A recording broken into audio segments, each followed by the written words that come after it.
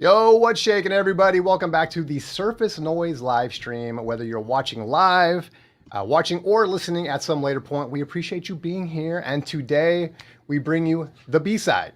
That's why you're seeing my face and hearing my voice. And I am Jason from Spins Vinyl, the Spins Vinyl channel. You might already know that because we are multicasting across the Spins Vinyl and Concert Buddy network today. So, let's get to the important stuff. Today, we are gonna address the good, the bad, and the ugly of the seemingly infinite flood of vinyl reissues we receive on an almost daily basis. And then later, we're gonna get into copyright infringement and the plight of the creative streamer on YouTube, Twitch, Insta, or whatever. And here to provide you all the answers you are looking for is an esteemed group of vinyl community royalty whom you will recognize some you won't. We got some newbies in the house today, and I would like to introduce them right this moment. Ladies and gentlemen, please welcome Arnaldo. What is up, Arnaldo? Hey guys, how's it going? It is going great, man. It is going great. It's Thursday night. How bad can it be? And then we got Dawson. Dawson, who I'm sure you've seen before, is now joining us for the podcast proper. Good to have you, Dawson. What's up? Hello, everyone. Dawson Malters from Rampage Video in the house today. In the house, baby. Here to shake it up. I want to appreciate everybody who's here watching. Who do we got? We got Nick. We got Sean. We got who else? We got Daydream Vinyl back. Thank you, Daydream. Fidelio is in the house. Well, that's me. I have to. Oh, that's you. I do that every time, dude. I do that every time, dude. You know what? I think of Felipe when I see that. All right. Fidelio, of course, you can see him. He's sitting right there. Breakfast King's here. Thanks, everybody. Easy Now is here, you guys. Thank you for being here. You guys rock. What is up? We want to get into it and have some fun today. We should have a couple late birds today. We have a couple of the people that are scheduled to appear. We will tap them in as they come in. So anyway, let's get started. Let me drop the banner. Boom. Our reissues absolutely killing the value of your vinyl. No hyperbole there at all.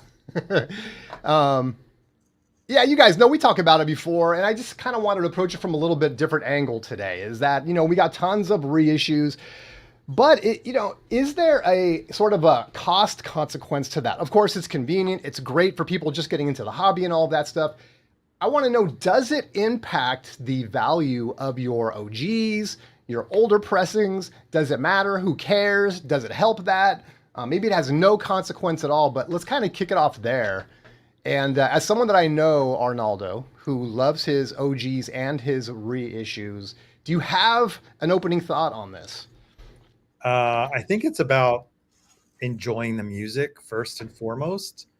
There are people that get into the hobby for collectability purposes, and God knows that I have collected my share of variants,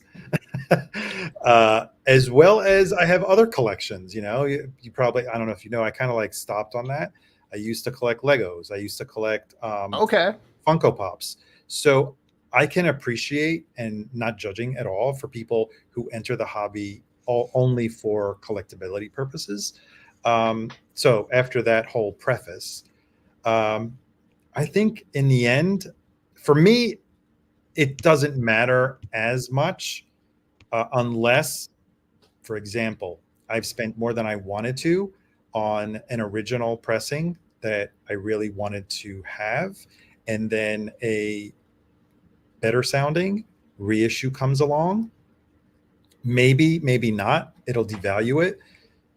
But I think that the OGs or the original pressings will always maintain their prestige in terms of collectability and artifacts, because there are still people out there that collect original baseball cards. Right. There will always be people that want original Blue Notes, Vertigo swirls. If, let's just say, because we've talked about it on the stream before, that no, I wish it's World Legos, but the Black Sabbath, some people will say that their original Vertigo swirl trumps the new reissue. Others will say that comes down to preference. I still see the Vertigo swirls approaching $300 or maybe more, right? So I don't think it really impacted it, even though there is a certain community that thinks that some reissues are actually better than the originals. That's up for debate. We're not judging whether. Well, and everyone selling reissues will claim that, of course. Yes, or close to it. Right. But I think it comes down to what you want to take out of the hobby. If you're in it just to enjoy music, like primarily what I would like to do. But you could look at it the other way. There's some reissues that people are flipping because they are highly collectible already. Like, look at all those Taylor Swift variants that came out for Record Store Day like five years ago. Those are reissues. They're the originals. I don't know if they did come out of those, but the reissues are more valuable, have more value than the original that came out maybe 3 or 4 years earlier. And you're only talking about a very recent artist. So right. I don't think it has for me, it doesn't have a clean cut answer. It could go both ways. You have reissues that are highly sought after.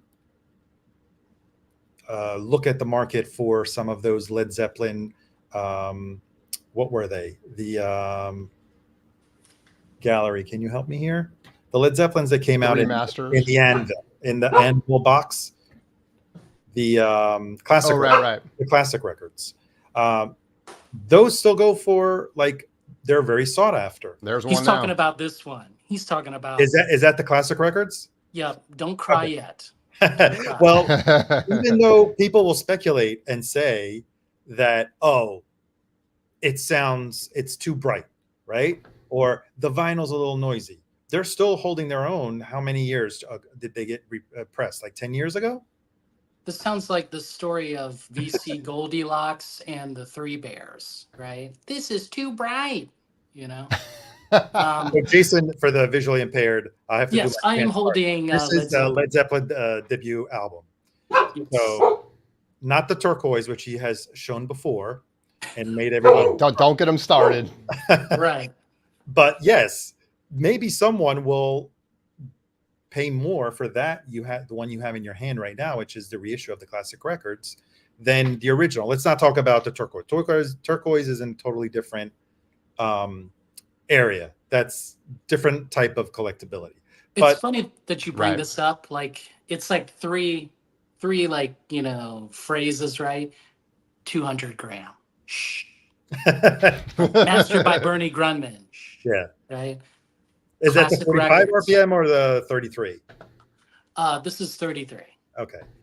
But we won't put that on the list. He only has to get it up once. We'll just bury it one. Bernie Grundman. Well, so just to continue that thought is two things see if I can remember both of them. The first one is you talked about like cars, sports cars, like that is something where reissues or reprints are not even considered, right? Like you have to have an original for it to be anything. And records are very different in that sense, right? It's like, I have a 1977 Japanese press, or I have a Beatles Odeon red translucent, or I have, and so there's all these different things that come into play that could impact the value of it. And also I just want to say too is, yes, it's about the music. And I appreciate you saying that. And I think a lot of people would agree that are watching and listening. But this stuff is still costing us a lot of money. I don't want all my records to suddenly tank. And then, when you go to, if you want to, I'm sure all of us have done some selling. You get something, you find something that you want. Sorry. And then, you can, oh gosh, I'm so sorry. Am I okay? Nope. You're going in and out. We have movie audio exposure on now. You're in movie mode. Okay, hold on. Did you say Texas audio How about now? Excursion? No, here we are. There we go. Okay, anyway, sorry about that. So what I was saying is, it's kind of both, I feel like, right? It's not like we want our records. You go out and you spend like $70 or $100 and all of a sudden the market tanks and you're stuck with it. Like that's going to impact people. So yeah, you don't necessarily, I think, have to be a flipper, or you're not just buying the stuff as an investment for the financial aspect to still kind of affect you, right? It's like And so I guess that's what I'm saying. Or no, I guess that's just a part of the conversation, right? Is that I think I kind of feel that way, which is that like, Well, I'm not buying records for investment, but at the same time, I don't want all my records to be worth nothing all of a but guess sudden. what? At the end of, was it the beginning of the 90s? How many people sold their record collections that probably had Led Zeppelin, Robert Ludwig in their collection? They probably had very good condition Blue Notes. Right. And Yeah, it happened. You're right. And they got paid what, $1 maybe You're right. a record? Yep. Because at the time, the market didn't see any value in that. And the market changes, right? There's things that change in value based on, for all we know, a different format could come out 10 years from now, which will give us the absolute perfect sound. Will people still care about records? It's called DSD.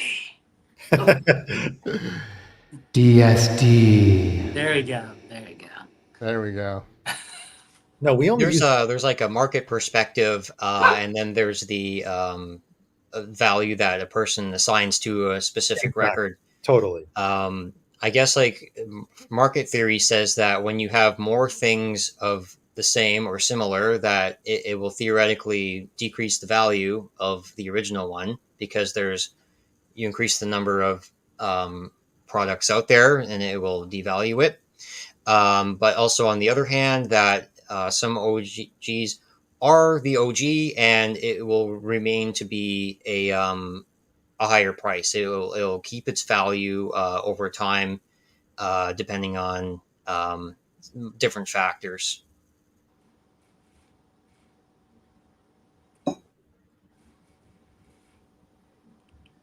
Don't be hating. Oh, you're muted, Jason. Yeah, my dog barking. Sorry, I'm going in and out. I was gonna say, yeah, that makes a lot of sense, and also, and that Patrick says, who cares if the reissues make the OGs go down in value? And I also wonder if reissues can help in some way, like it's bringing more interest into the market in vinyl, and so people start getting interested in the reissues. Next thing, they start hunting down OGs, and then they go up in value. So I guess the whole point of this conversation was just to discuss kind of all the different variables and potential outcomes of, like, all of these reissues that are coming into the market. And I don't know that there's any wrong answer necessarily. I mean, like you said, Arnaldo, too, is that like, this happened before, right? I mean, they were going pennies to the dollar when CDs came out. And for a long time, people were stoked that they could go to the thrift store and buy them for $1 a piece, so.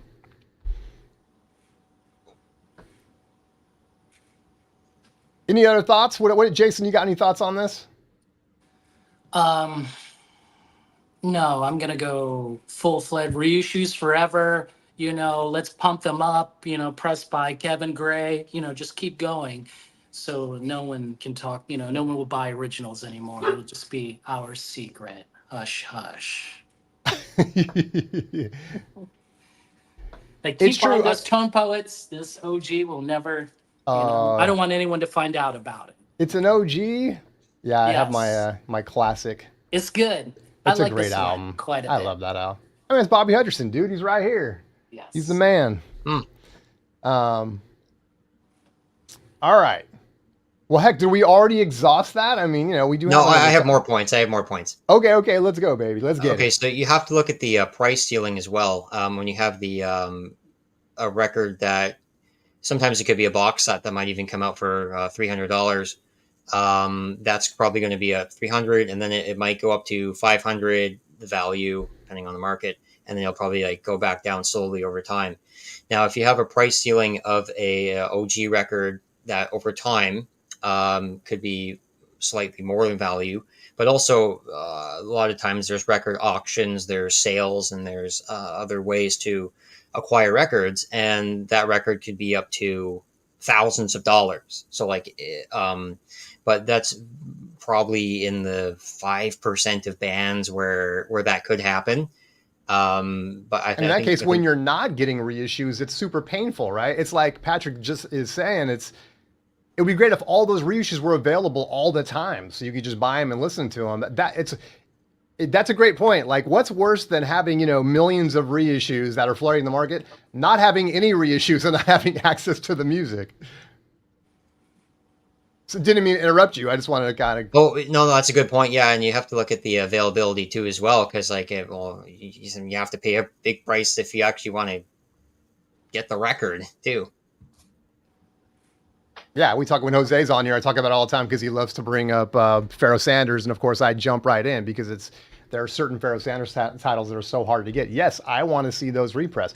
Personally, my take on it, and of course I'm just bringing up the topic so we can all discuss it. I'm not necessarily taking a side, but I do love seeing the reissues. I mean, I think it creates interest in the hobby for more people. I think that's good. More people that are into vinyl, it's better.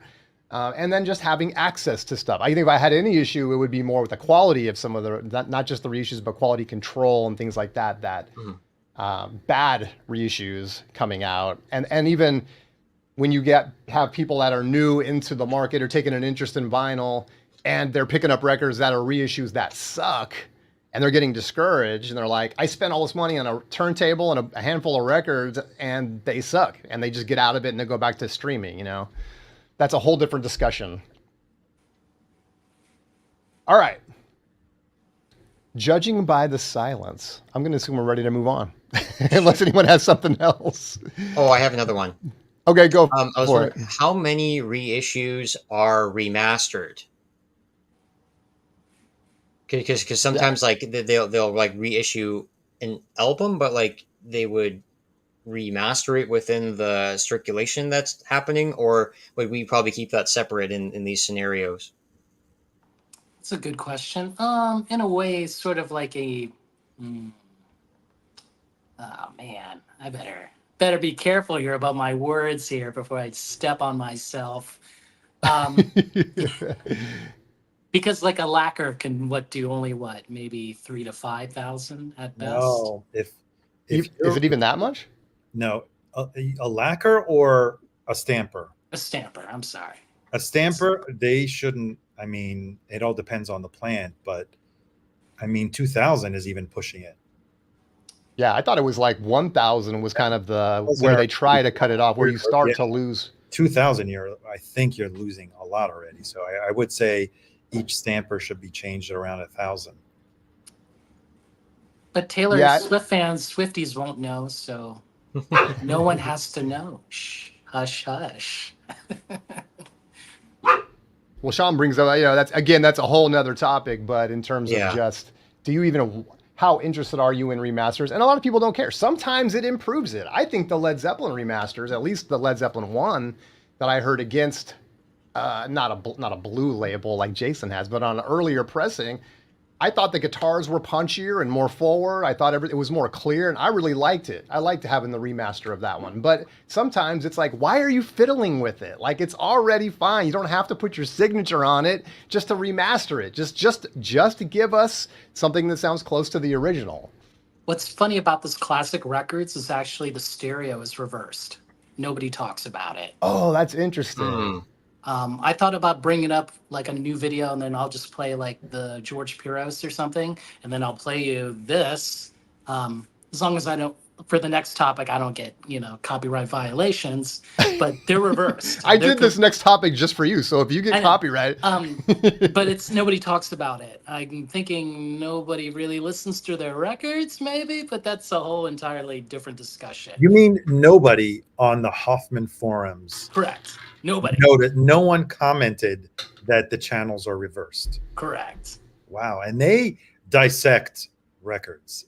Well, that's why I think it's just for the reissues, it's a lot of hype. No one wants this classic records thing to go down in value, so they'll hype it up, again, so there's talking points, right? So are you saying there could be a conspiracy? Correct. Like, cut by Bernie Grundman. Well, maybe they've been getting it wrong for 4 decades, Jason. Did you ever think of that?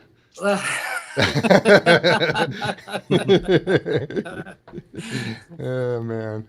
Well, actually, when you talk about that, there is an XTC record, Skylarking, which supposedly for 30 years was pressed incorrectly. The master tape, I believe it was out of phase. The console, I think, that they were mixing on, had something to do about it being out of phase. and they corrected it. Actually, someone realized it when they were remastering it, I think about 10 years ago. And it's called now the corrected polarity version. So in that case, yes, someone found out that there was a mistake and they corrected it. That's interesting. Similar to like the Kind of Blue, right? I think it was too fast. Yeah, something. Yeah, I think one of the, I forgot which one, but even one of the Doors, I think, had an issue. Wasn't it the self-titled Doors? There was an issue that was highly discussed when ERC did the Doors debut album. Something about the source tape, and there was a lot of discussion regarding that which tape they were using. I forgot the name of it. Those people were just haters. They were trying to bring right, the exactly. value of You never know. down. Can you not? I mean, who can you trust nowadays, right? I know, it's true, man. And we keep saying it's nowadays, but could you ever trust anyone, really? Well, what's funny though too is that like the X-Files, I trust no one. Exactly. That's good. Like it should be. Oh God, here he goes. That was good. He's a kid with a new toy. I know. Sorry. Well, I was just gonna say, like, when it comes to channels being crossed up, it's like if it's a live band, a band that people are familiar with hearing live, aren't they supposed to be like, the drums should sound like they're here, and this bass should sound like it's here, and the guitar and all that stuff. And then when you hear the record, and it will seem flipped to you, right? If you've seen them live, and do they try to? Do you guys even know? I mean, do they try to kind of mirror what the setup on stage might be in the studio? Yeah, Judas Priest did that. It could have been on Hellbent for Leather, but I'm like, okay, I can pick out. Okay, Glenn's on this side, and Ian's in the back, and the drums, and the left center is Rob Halford, and then on the left side is KK Downing. So there's been several albums where that happened, but I think that's a specific example where they actually replicated the stage setup. It's interesting that if you talk to Andy Partridge, he says that Todd Rundgren was the jerk during the set. And that he was almost like a tyrant when they were recording that record. Oh, jeez.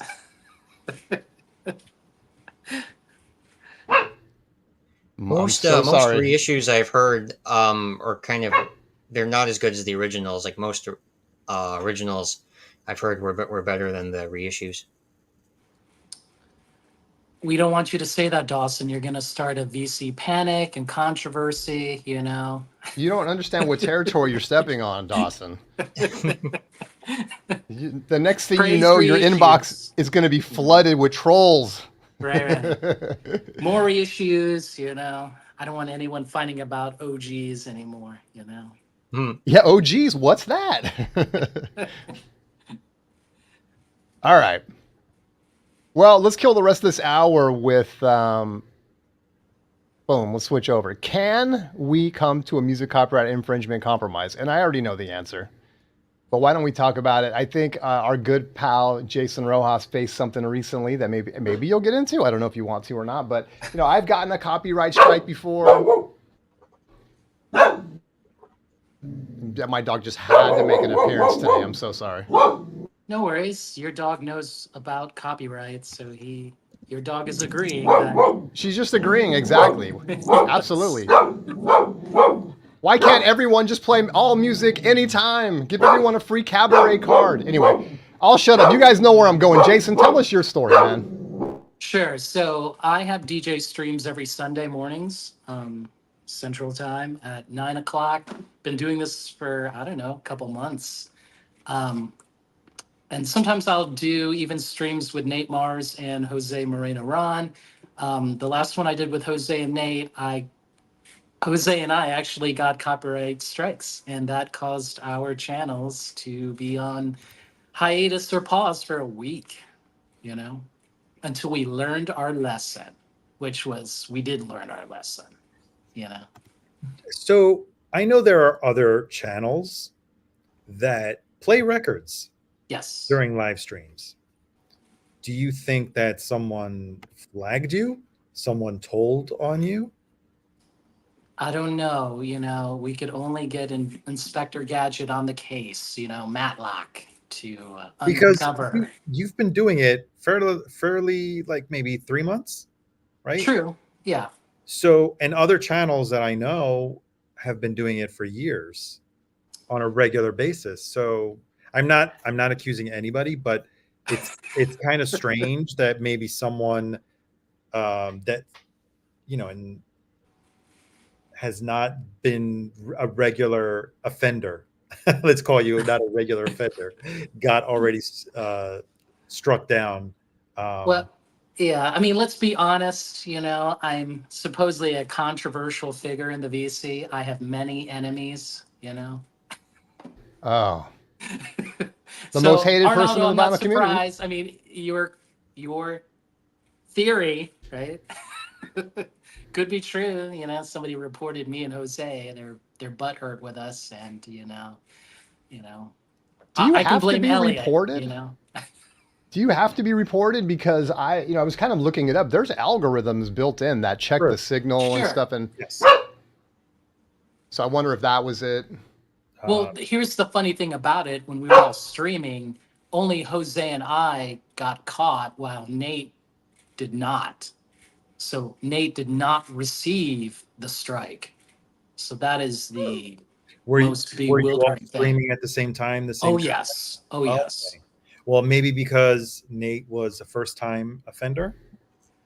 I don't know. I don't know if that plays into I'm it. speculating. I don't know either. Yeah.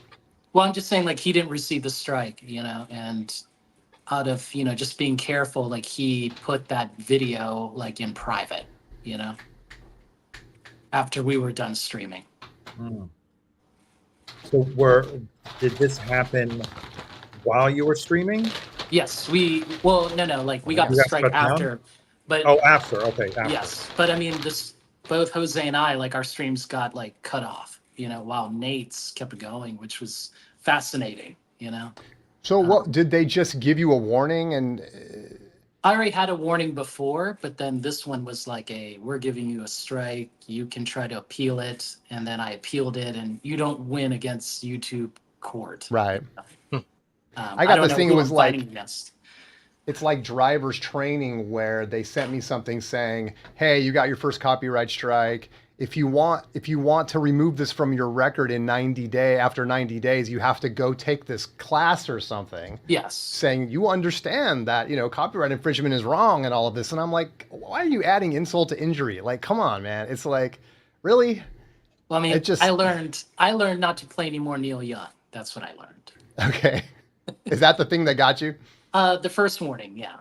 The first time. And then this one, I'm not sure. Like, once I appealed it, I didn't see the reason or why they decided to give me the strike. I've yet to, appeal and hire, OJ's lawyers to appeal to YouTube. Go get in contact with the Kardashians. That's right. Check 1 2. I just adjusted my audio. I don't know if I'm too hot on the mic. No, you're fine. You sound great. Cool. Yeah, so my thing was like, and I don't know all the ins and outs. I've looked it up in the past, but it is kind of a convoluted, and maybe Jason, you know more about it since you're DJing and stuff, but it's like, you can perform live music if you have a card to do so, cabaret card or whatever, and then radio stations can get a license from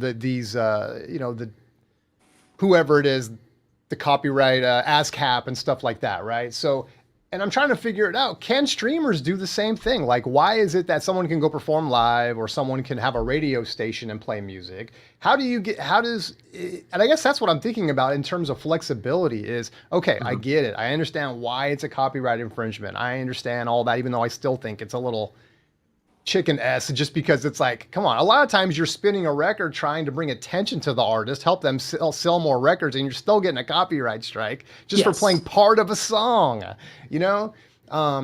so yeah, my thing was like, hey, can we come to some kind of a compromise where, those of us that are, trying to bring some happiness to the vinyl community, whether it's, discussing records, comparing records, you could talk about how great a record sounds all day long, but you can't play it for anyone. And it's funny when I told people that I worked with that I had a YouTube channel and I was reviewing records and stuff. Oh, I'll go check out your video. The first thing they all say, because they're not vinyl people, is, "Why can't you play the music? Why can't we hear the music?" And so anyway, it just got me thinking. And then when what happened to you, Jason, I was kind of like, "Oh, come on." And I got a copyright strike and everything. So it's way too. I just think it's just way too strict. Yeah, but I just have to be careful because now, like the last stream that I did Sunday by myself, like I had to stop after like an hour and 15 because the algorithm kicked in, and that was fine, you know. And then the one that I had in the evening with Nate, we didn't have any more, you know, um, stopping or any of that. So that was kind of strange. But then again, I don't think we were playing anything popular, you know. We're just doing some stuff that's esoteric in a way. Yeah. Maybe it was the Neil Young Pano system. Sure. I don't know if it's still up there or not. And they're like, Neil Young was like, "Hey, we already have our streaming platform." Neil Young has like a bat cave with like monitors to every YouTuber, and he can just boom, and just the alarm goes off, and it's like bam, copyright strike. Sorry. So I had I tried doing an Alice Cooper fan video like years ago, and I dressed up like Alice Cooper, and I played like "Welcome to My Nightmare," and the video just got taken down. It's just like copyright, and so that one, that one got taken down. But it was a learning experience. Right. Well, in my case, I don't do live streams, so I only do videos. And I haven't gotten any strikes, but I've gotten content flagged by the content ID tool, which is this algorithm that matches whatever is in your video to whatever's in their library. Right. And oftentimes I either utilize, I don't want to, they're called soundtracks in iMovie, and iMovie provides the soundtracks for you to use on a royalty-free basis. And other times I create my own background music using GarageBand. And also all of those loops are provided by Apple on a royalty-free basis. You have a license to use that music as long as you're not selling those loops on some other website. And as long as you're not selling those soundtracks that are provided by iMovie on some other website, you can utilize and create content with that music, either music you created through GarageBand using loops or instruments, or using the iMovie soundtracks as background music, or even the theme music of an entire video.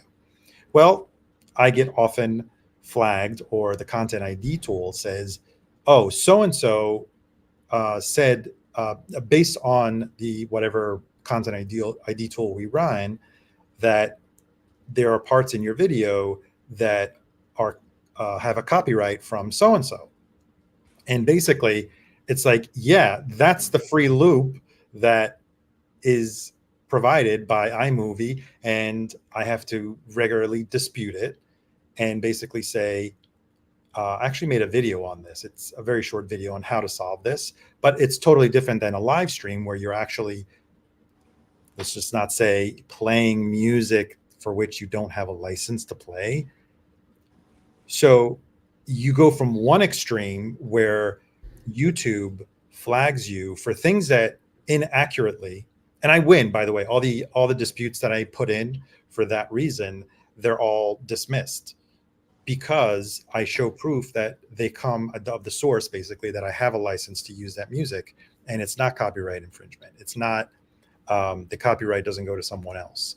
So you go from one extreme where you have permission to do so, and the content ID tool flags you without discriminating, and because that music may be used by someone else, or maybe even that author. I've seen the person who created that loop also has their own maybe website, or maybe has that track up as well on YouTube. So that's why it falls into the library of YouTube, and they can match your content to the other one that's already available. And they say, hey, someone else already has a copyright for this. So it's an automated tool that YouTube runs and flags whatever they feel is not, that is suspicious. So you go from one extreme in chastising or trying to block people that are using it legitimately, to the other extreme where you're nagging every single person that plays more than, I don't know, 10 seconds of a song because it's protected by copyright. And sometimes there's record companies that make deals with YouTube to have all of their songs are ready to be automatically flagged down. And then there's other record companies where they just kind of let it play. Well, I think almost all the record companies have all of the masters that they own, and even publishing companies where that only administer the songwriting royalties. Because I have posted videos of songs and artists at a show. I know already there's a possibility, a very high possibility, that I will not be able to monetize that, because sometimes it eluded, because it's an original performance of a live artist. YouTube can't figure out what it is, right? But they can figure out the composition, and they will let you partially monetize it because the publisher wants their cut of royalties on that song. So even if it's a cover version by another group, it may also be flagged because of the publisher's rights, not only whoever holds the copyright to the master, but also the publisher. Yeah, and like to your guys' point too, is that sometimes, and someone else mentioned earlier, is that sometimes the whatever royalty, whatever you want to call it, monetization will just go to the copyright holder, and other times they'll just yank your video. So it's like, I guess there's different degrees. Sometimes they'll say you can't monetize it, someone else claimed it, period. That's the end of story. Unless you want to, and I know already that if I dispute it, I will lose. But I will play in the court of YouTube what I know that I'm absolutely wrong. I'll play and I'll appeal it or dispute it when I know that I have the right to use that music. Yep. Yeah, and to your point, I actually, so thinking about this now, as Chance hit me up, I think one of the first B-sides I did, I played an intro music that apparently got a copyright strike for him. I felt so bad, but it was from a third party. Well, whatever, I mean, demonetized or whatever, I guess. I think, I don't know, he just mentioned it, and so I changed the music, but it was like, it was already from a third party that was supposed to be approved copyright-free music, and probably could have disputed it. I don't know. I should probably mention it to him, but he would have to do it. Obviously, it was on his channel. But yeah, it's just, even if you think you're using something safe, sometimes it's not. Sometimes if it's a copyright-free, I think you still have to include the notes of it. Like this was sourced from XYZ, and then you can go ahead and use it. There's a few different caveats. Yeah, that's a good point. I don't want to make too much noise about it because I haven't had much issues with that, so I'm like, but yeah, I'm getting more ideas later on as well. Yeah, and I know there's a lot of legalities and ins and outs. Like look, I'm just a YouTuber or whatever, or a streamer. It's like whatever. Yeah, of course, I would love to be able to play all the music. I know why it's not okay. I'm just like, is there a compromise, or is there some tool for us where we could play this stuff? Like I said, like I'll buy a license, but what is that going to look like? Is that going to be like, a couple of years to try to get it? And how expensive is it going to be? Is it just cost prohibitive? I don't know. It just seems like, maybe there could be some options for people that, are not doing it nefariously. I'm not trying to monetize a song by playing the whole track like a lot of YouTubers do. Have you guys noticed that? You can listen to just about any, I'm sure they don't get the copyright for it or any of the monetization for it. Yeah. It goes to the publishers or the copyright owners. Publisher and record label, whoever owns the copyright to the master and to the song composition. And actually, they're all for user-generated videos, where you'll see people that just make alternate videos to songs, And as long as the record label's monetizing it, they're fine with it, or the publisher is monetizing it, they're fine with it. It's when certain artists, like, I don't think anyone can do anything with the Beatles songs. You won't just get flagged; it'll be taken down. Right, instantly. Yeah. Yeah. Here's a rare case. When Blink 182 came out with their new album, they argued with their record companies so that they can take out the copyright. So I think for about 3 days, they everybody on YouTube had a free for all with all of the music on the new album, and they were able to remix it and get it out there. It was like a promotion opportunity for the music just to get out there. And then I think too, it was just a punk rock thing to do. And so that was one of the few rare cases where they where something like that happened, where the artist gave them the thumbs up, and they went forward with that. And then on the fourth day, they just put the copyright thing back on it. I heard Metallica's fine with it. I'm kidding. Yeah, did you guys already forget about Napster? Oh no, we didn't forget. No, never. What was his name? Sean? The guy that created Napster? Yeah, the guy that invented Napster. Sean something. I forgot. We'll find out. We have technology at our disposal. Someone will say it before I can even look it up. Sean Fanning. There you go. Fanning, thank you. That is correct. Well, two Seans. Sean Parker, Sean Fanning, huh? Co-founders, I guess. I guess my other story was the only other time that something like this happened to me was I did a karaoke video of The Who, The Seeker, on Facebook. And the first half of it went through okay, and then the second half got taken off. So I messaged The Who on Facebook. I said, hey, can I, I'm a big fan, can I please like have the whole song? And they messaged me back. They said, okay, you just have to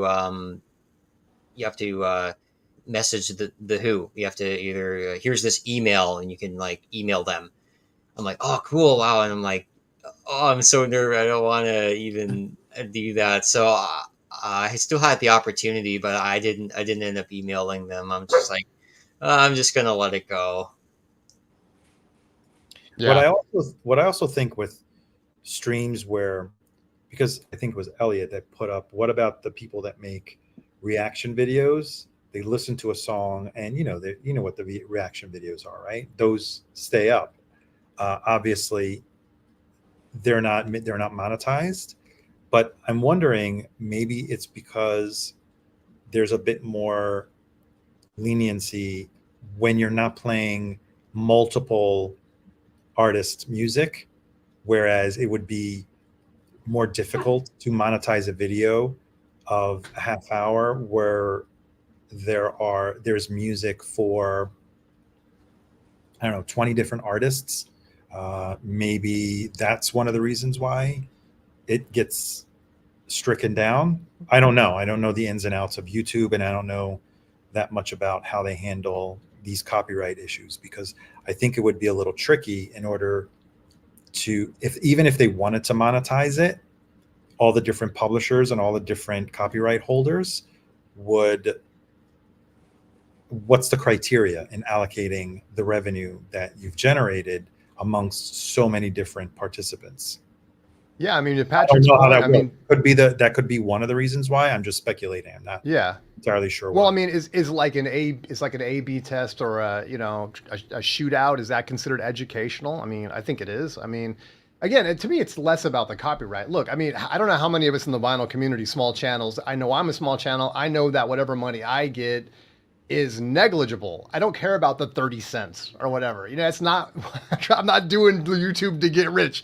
It's like, but I would like to be able to do, to do certain kind of videos and stuff and have the music and be able to do like an A/B test. I know like David has done A/B tests where he's got 2 turntables. Jason has 2 turntables, and, to be able to do that live would be very educational, I feel like, but then you just don't know. You just don't know. Like, are they just going to say, oh, you're not going to be able to monetize that video? I would be fine with that. Or are they just going to take it down and all your hard work is just, gone? Or maybe there's someone that's listening that doesn't want you to know the difference between the reissue and the original. The classic records is better because the stereo is reversed. Brother is watching, so they don't want you to know. My Led Zeppelin comparison video is still up, and then I A/B it. I've never had that taken down, probably only because me and Chris Vino Piper are talking over it, and maybe that's like stopping the algorithm from kicking in. Someone in the chat said exactly that maybe when you're talking over it, it kind of confuses the algorithm or the Content ID tool. Yeah, I thought even about doing maybe just to be able to play, because part of where I play music a lot is like on my Whatnot streams, and I was streaming those to YouTube. That's where I got my copyright strike from, and they took it down, and they're like, don't let it happen again kind of a thing. And I was like, okay, fine. Whatnot so far doesn't seem to care. I mean, and yes, I'm talking over it constantly, but there are times where, I'm sure some of the music is coming through and stuff. So I thought, hey, if I could at least play music on, because I'm not going to play a bunch of copyright-free music on Whatnot, but maybe I could remix it or put some, different beats over it or some different things like that. And that would be fun. That would give me a chance to be creative and maybe get that stuff, be able to still listen to music and everything. So I don't know. Maybe there are some ways around it, but until they come up with a cabaret card for streamers, it's like, I think we're just kind of screwed, right? And also too, is that like, I know and I don't want to like create controversy, like, but it's not always, policies are not always clear. Like you said, Arnaldo, is like, and even on Whatnot, it's like, I asked them like, hey, can I do this? They won't give you a straight answer, because I think it's like, if they get called out, then they have to call you out. But until that happens, it's sort of like, hey, we're saying don't do it. This is the line. If you want to cross it, at your own risk, it's kind of like that, right? Cross it at your risk. Something might happen, something might not.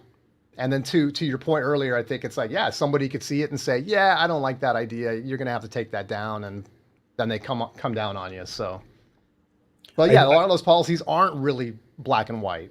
I do know that I believe there is, and I haven't really explored it, some copyright, let's call it free, royalty-free music that YouTube creators can utilize within the YouTube platform.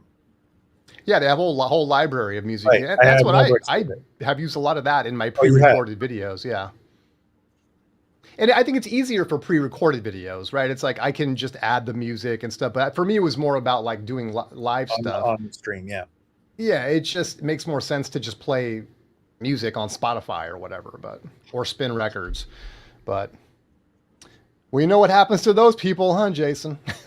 Yes. It was interesting too. Like you came down, like he was gone. It was like the mafia got him, man. It was like 1 second he was there, the next second he was gone.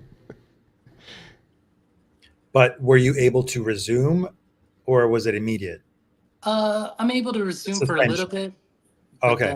But then it gets cut off, and then that last Sunday, I kind of knew like should stop. Yep. Free Jason. That's right. Absolutely. Well, I didn't know. I was like, is he going to be able to come back? Like, I don't know at what point do they just like take your channel down? I mean, have you heard of that happening to anyone, or is it just videos? I think it's 3 strikes and you're out, The 3 strikes thing. Right. So you have an official strike? Oh, yes. And it won't, it'll expire in October. Oh, it does expire. Yes, it does. So did you have to take that thing? Did you have to do that, jump through those hoops to get that to happen? Well, I had to take the class after the warning, but then now that I have a strike, Oh, you had to take a class? Yes, it's a video. Oh, wow. Well, yeah, that's what I meant. It's almost like driver's ed to get points off the license. Right. Ah, interesting. But I'm okay. Like as long as I stop, after the first, stream, cut off, I've turned out fine, So. You're getting a sense of who you can play and who you can't play, kind of thing. Yeah, and there's like some things like you can't ever play the Eagles. That'll never work. I mean, why would you play that anyway? You might want to A/B test some Eagles. Right. Little Eagle shootout. Oh man. And Neil Young, of course. I haven't had a problem like with the Sabbath or the Led Zeppelin. You're actually okay to play snippets of the Beatles, just not the whole thing. Actually. Really? Oh, Yeah. really? Okay. Because I did a Beatles short were- of the Now and Then single when it came out, and then nothing. Like I was fine. Well, I think under the shorts, you just can't monetize it. Okay. Um, But I mean, they did block the Eagles on the short. Oh, they did on a short. Oh yes, yeah. Because when that Hotel California, like One Step came out, I did a short of it, and it never got approved. Like it was nope. We're not going to put this. So that's interesting. Yeah, well, it's like on Instagram, they have a lot of that music built into their platform, right? Where you can just search and select it. If you do it that way, it's like you're okay. You can't monetize. Correct. Usually, at least the ones I have used, you can't monetize, but you're okay with it. But I don't know. It seems like YouTube's maybe a little bit different there. Yep. So that's probably actually a great suggestion. And like, if you want to add a soundtrack that they provide, the Beatles or whatever you want to play, so that you don't get stuck into that, because there's some artists. If I wanted to play an entire Beatles song on one of my videos, probably it would be taken down. I'd probably get a strike for it. But if they provided it, obviously, in the sense that they provide it, but you can't monetize it, maybe that could be a compromise. Yeah. Yeah. And I mean, I'm fine with that. My channel's small enough. I don't care. I know when it happens to Rick Beato, I know it's a big deal, but like for me, Has it's it ever like, happened to him? Yeah, he's talked about it. Yeah. Really? Yeah. Like he couldn't play Led Zeppelin, and then he had to fight it, and that took a couple months, and he actually won his, appeal on it because he's a big channel, Is it the videos where he discusses the songwriting? Yes. And plays snippets of the track and then comments on it? Okay, I've seen other videos that he's done that for. Well, now he's to the point where he's interviewing a lot of these. He's interviewing Sting and different, these massive stars. It's like, that's your get out of jail free card right there, right? It's like, hey man, I'm interviewing these guys. Like, of course I can play their music. Although that's not always going to fly, right? No, artists don't exactly. They don't own the licensing. They don't own it. They don't own it, so it's not them. They could say, yeah, sure, if it's the record label allows you to do it. Right. I kind of like the A/B testing because like it's an investment, and you're getting those new albums and those different ones, and it's really detailed in the how people can experience music and the different nuances between the A and the B, and like that's what I do when my friends come over. My friends come over. Hey, I have the remastered. He might have the original. We'll play a track or two. Just at home at the stereo. I'm like, okay, I like this part. I don't like this part. And we kind of like, we compare them. So this is kind of like the public version of, someone coming over and comparing those two records together. Right. All right. Well, what do you guys think? Anything else? I don't want to interrupt anyone. Does anyone else have any comments on this copyright issue? Potential solutions? Are we just whining and it's just nothing's going to happen? Who are we? We can't move the needle. Nope. And yeah, we're on that platform, so we better say nice things about it before they take us down. I don't know, Arnaldo. I guys, I already have one strike. Might as well go all three and get canceled, right? Are they going to cancel you for talking about it? Okay, they can cancel me for talking about it. I don't care. Come on. It's just YouTube. Jeez. I don't care. Yeah, I wonder if whatever we say falls under the freedom of speech. Sure. That would be ridiculous. If that happens, then I will just leave. I mean, it's like, come on, man. We can have open topics about. No one is slamming YouTube. We're just trying to see if there's a a compromise, and it's not YouTube's fault.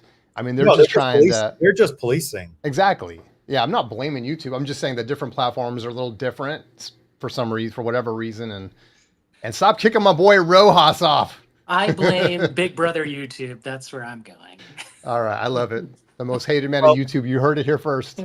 I don't know if you know, but there have been, I forgot what the name of the provider is. You know how you have Verizon and you have providers that give internet access.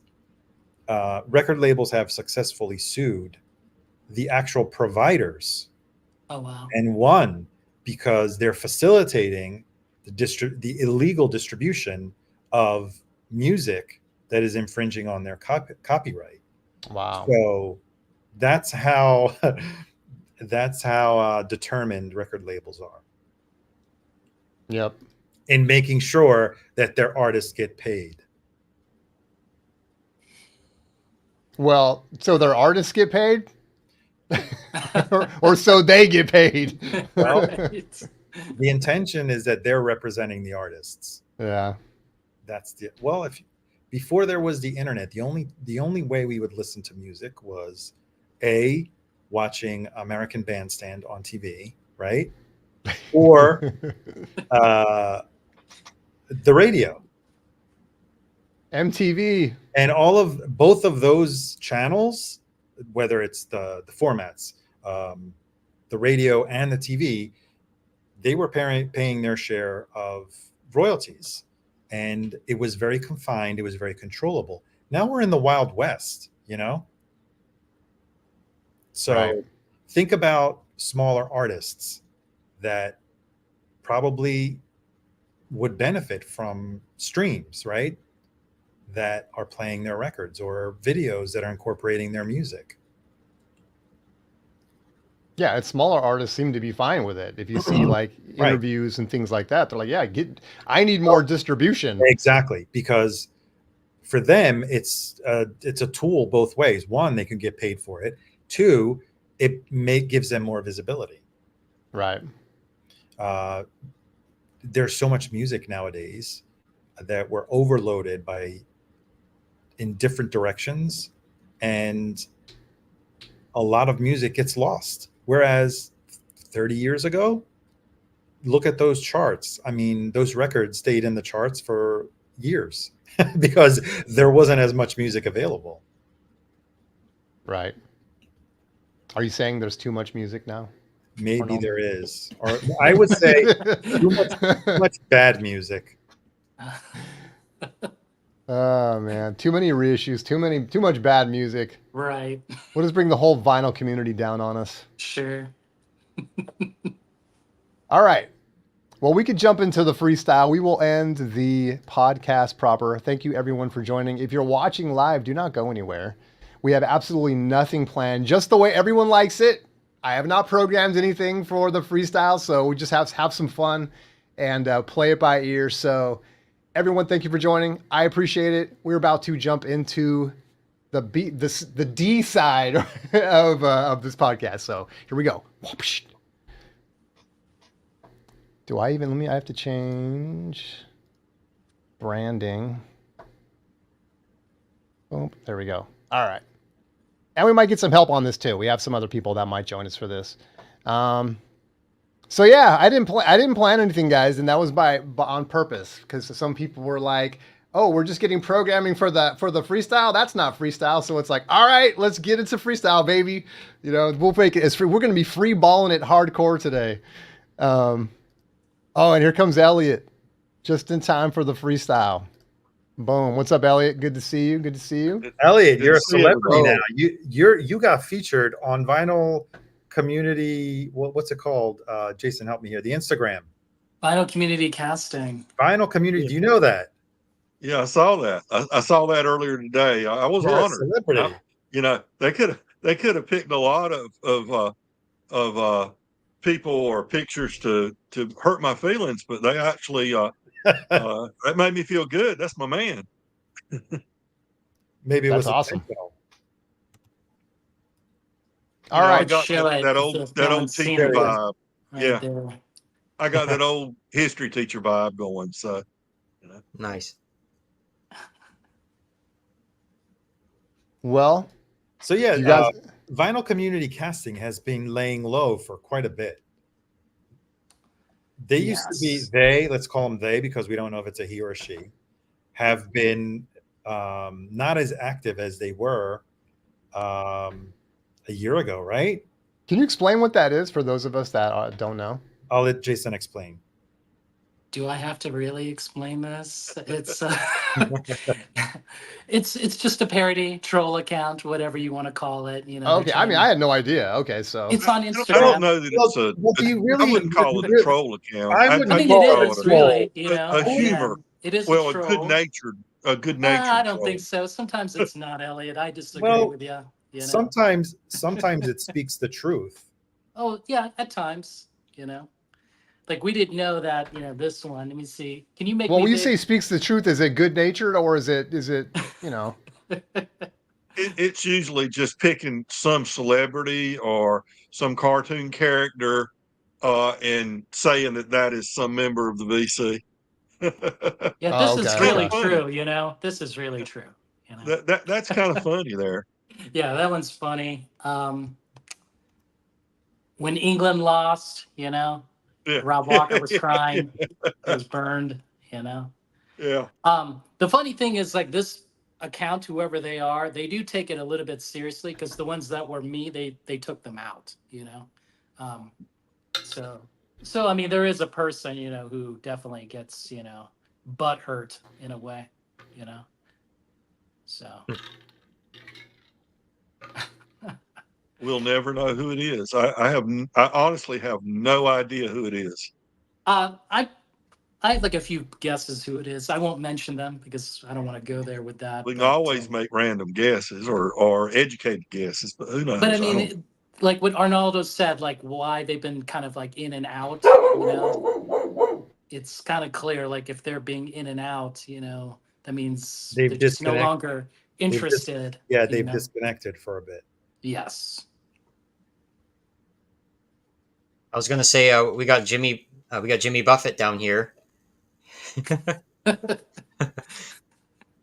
I actually saw Jimmy Buffett before Margaritaville when he was playing clubs and little college campus theater. Saw him in, I guess it was about 1974 or so. I know because I wasn't old enough to get in a bar, but I went and bought my brother tickets to the club, the bar where he was playing. And then later that year, he came to the local college and played to a half full theater, maybe 200 people there, 150 people, and put on a really good show. Buffett had a good act. He did. This was what, 70s? Yeah, probably 74. So I was still in high school. 74, 75, somewhere in there. Yeah, that's pretty rare to see an act before they get big like that. So that was a unique experience.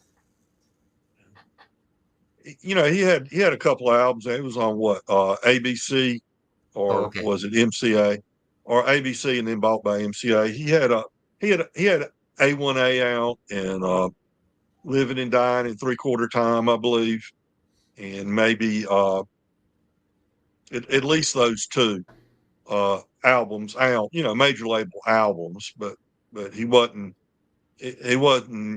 playing big concerts or anything like that. Yeah, I was at Margaritaville last night. It was really relaxing up on the rooftop bar. They played half of it was Jimmy Buffett and half of it was other songs. So I was up there. They had I think "What's Your Name" by Leonard Skinner. I was just laying back up top there by the palm trees, and yeah, so we got a Margaritaville around town. And where is that? I'm sorry, Dawson, I don't know exactly where. Are you allowed to say? Yeah, just south of Toronto. Okay.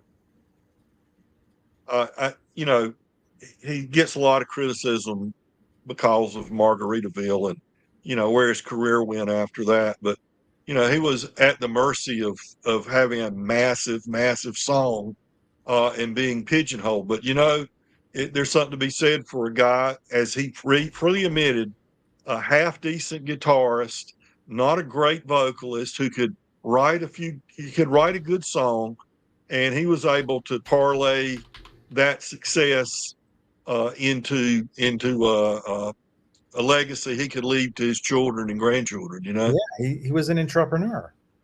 Yep.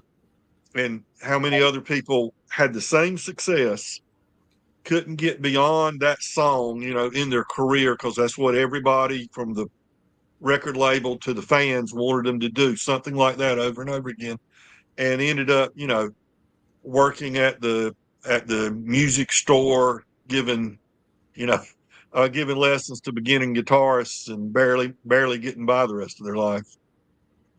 There's a lot of stories like that. No doubt. It's kind of like so they take their music and then they expand it, then they go into like the restaurant industry. I guess another example would be Sammy Hagar with the Cabo Wabo in Mexico.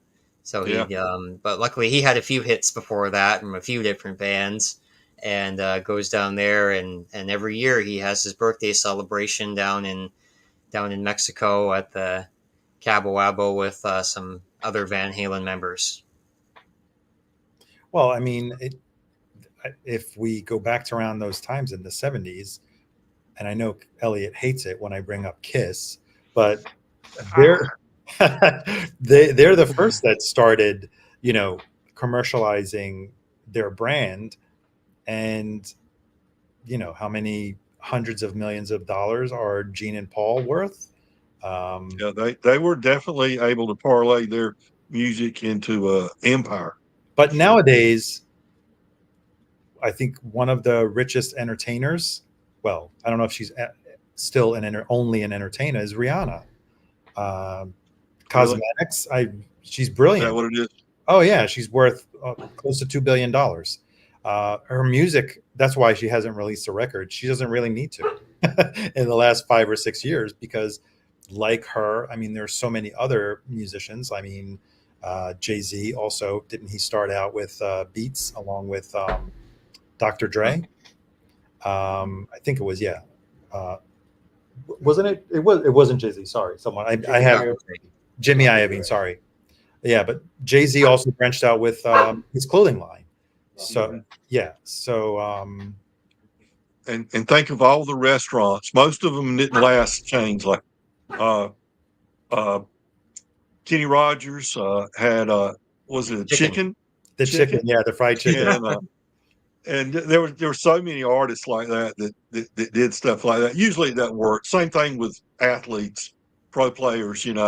Everybody wants them to invest in restaurants. Which is, correct me if I'm wrong, but I believe the restaurant business is one of the shakiest, one of the most difficult, to maintain. Anybody, everybody's got a great idea when somebody else has got money. Well, look at Shaq. I mean, Shaq got it right, man. Like, he just started buying up everything.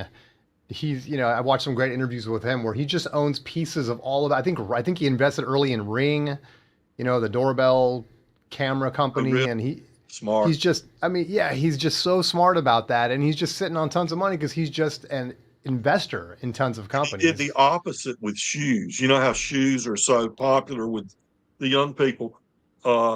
With the young people, probably the 40 somethings, but instead of having a $175, $250 shoe from Nike or something, what Shaq did was he has a company that makes affordable shoes that they sell at Walmart and the shoe show and places like that little kids can wear. They're wearing Shaq shoes and not at an exorbitant price. And how genius is that? Yeah. He took it the whole other way. Yeah. And he talks about that story. where he had a woman come up to him and say, "I can't afford to buy your shoes, man. What's wrong with you? You know, you have this big talk, but my kid can't even have your shoes." And he was like, "Hmm." And now, you know, like you just said, like his shoes are sold all over every Walmart and stuff. So it's crazy. Well, we can bring it back to the reissues, right? You can make the really expensive high-end reissues that sound good, and you can make them sound equally good for $25, right? Right. The only issue I have with the reissues is this belief that we have to pay No, $150 for a new it's not reissue. it's the illusion that if something costs more, it's better, right? Yeah. All right. That some of the best reissues I've gotten are $20 or $25 reissues. You know? And I think I don't have the Bill Evans UHQR, but people that have reviewed it said you're perfectly fine with the OJC, which is an excellent record for $35 or $39. I forgot how much it was. Is the UHQR $110 better? That's up to everyone to decide on their own, right? It's a personal taste. Someone may have appreciation for the $150 record, but yeah, you can make cheaper records for $40 and you can make them for $150. Well, it's like the interesting thing. Oh, go ahead, Jay. I think you just made Chad the AB hit list by saying that, you know. Well, have you guys seen his presentation video on the Doors? He does kind of concede we did the best we could with the 33 UHQR, but the double 45 that he put out for $60 that is still in print is maybe unbeatable. In his opinion, right? Yes. Well, but, I mean, he was shooting himself in the foot with that. Right. But that's actually quite smart. So for the 4,500 of you that can afford, get this one because this sounds fantastic for a 33. Otherwise, the rest of the masses can still pay $60 and get a fantastic one. Almost like probably better than this one, but you're going to have to get up twice. But what he doesn't tell you is that he's not selling his OG anytime soon. You know, that's the eye opener. You know, now that Jason is back on screen, I think we need to rehabilitate the name of the great Gary Stewart. Oh, I don't hate him. I love him. It's great. I love him. But he looks so much. Is this the same guy that Jason showed the 45 of? Yeah. Did you mention that the whole deal with that Motown record was Motown was just trying to get country artists to record Motown written songs? You mentioned that. Good. They paid them $30 to do a demo so they could spread it around Nashville to try to get it.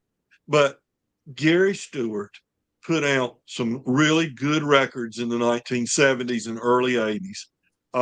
Had some hit songs, and he is a very good artist. I'm just showing you 4. That's Dean Dillon with them. They did a couple of duo albums, and he wasn't crazy.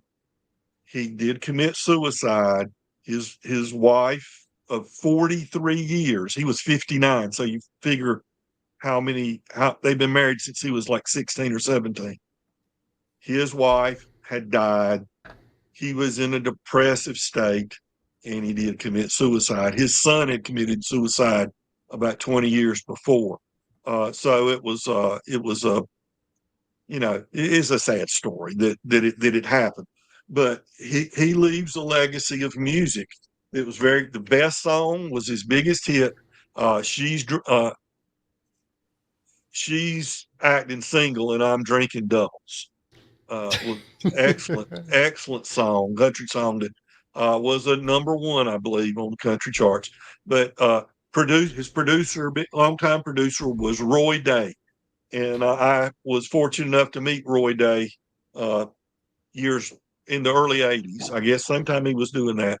Roy Day was also producing a guy I knew his records as well. And I shared a table with him one time at a club. Didn't talk to him very much because I was extremely intimidated by having a real record producer at the same table I was at. But Gary Stewart was an excellent artist. So, yeah, he had a big head, but he was an excellent artist. A real breaking vibrato, I guess, is that the term for his voice? You know, he could break your heart singing. I just love his lyrics. He has a song called 10 Years of This, which was Bob Dylan's favorite song.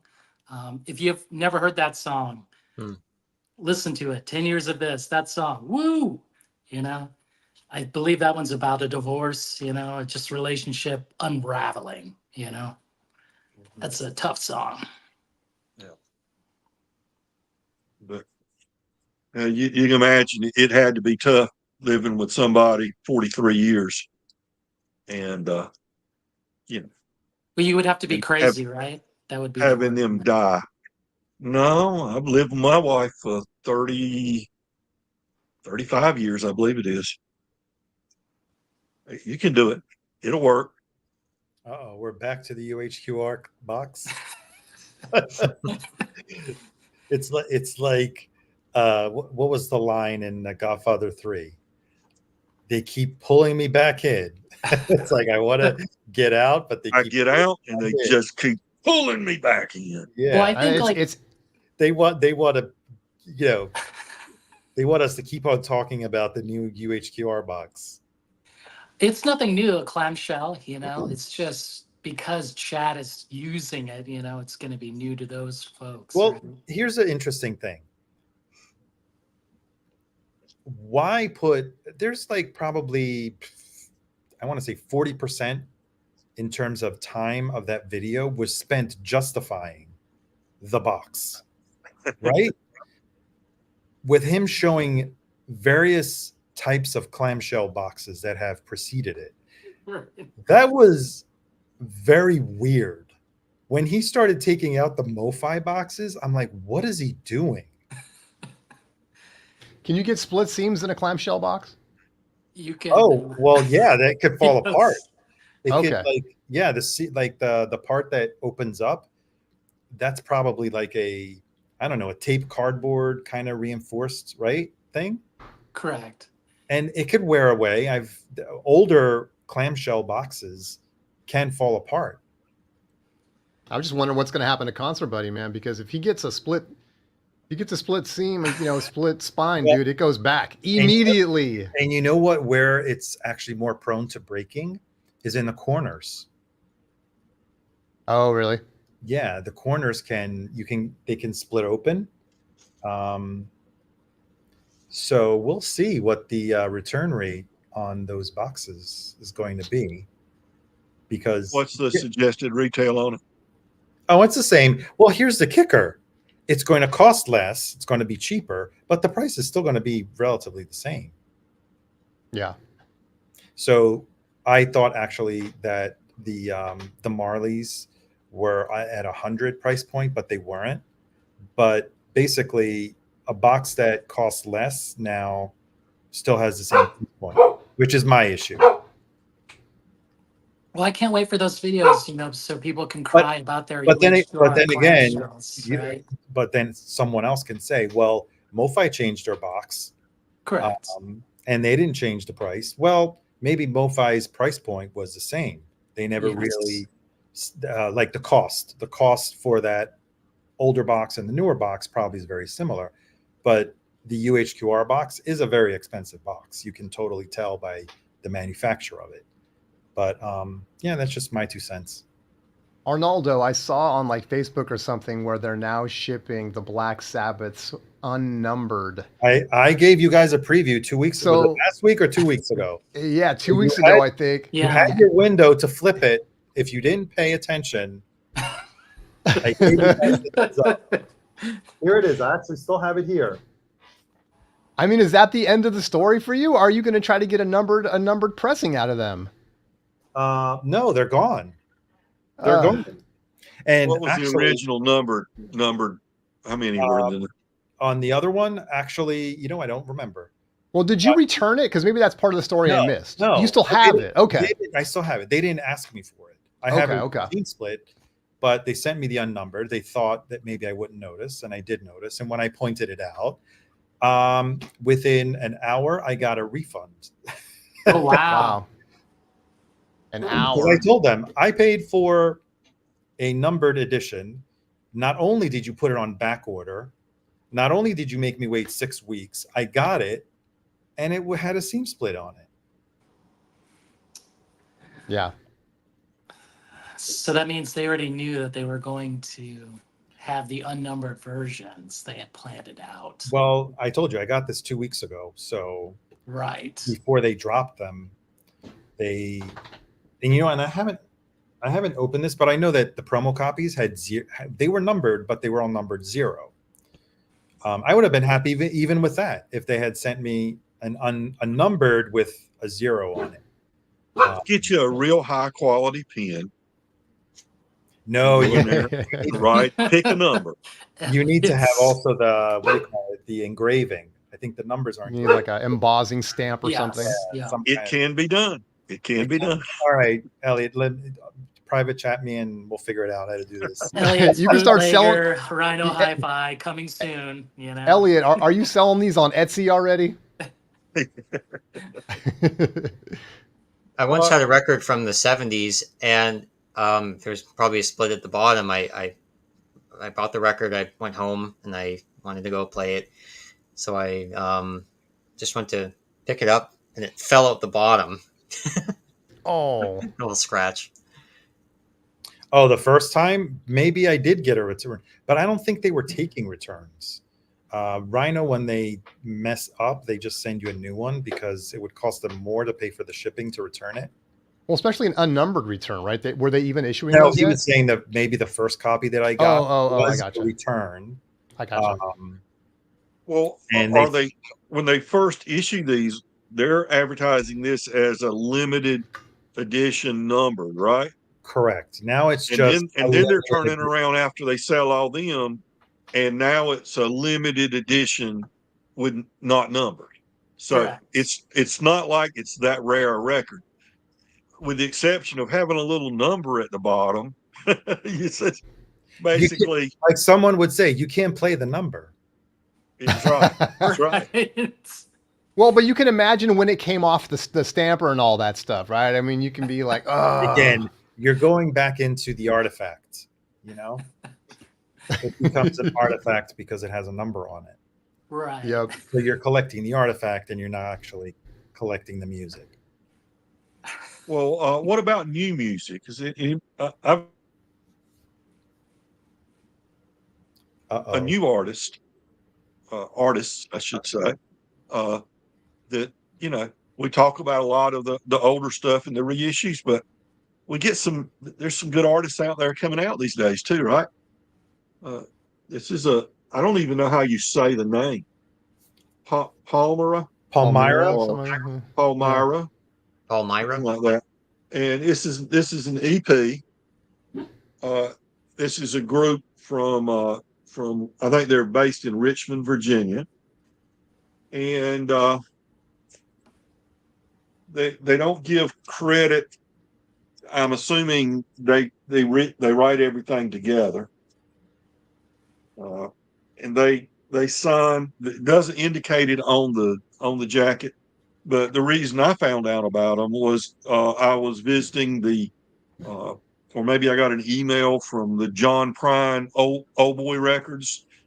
It's run by John Prine's widow and their children, and they signed these artists to the label and issued their EP, which I'm assuming they didn't have distribution for. Said they made it in over 4 days. Interesting.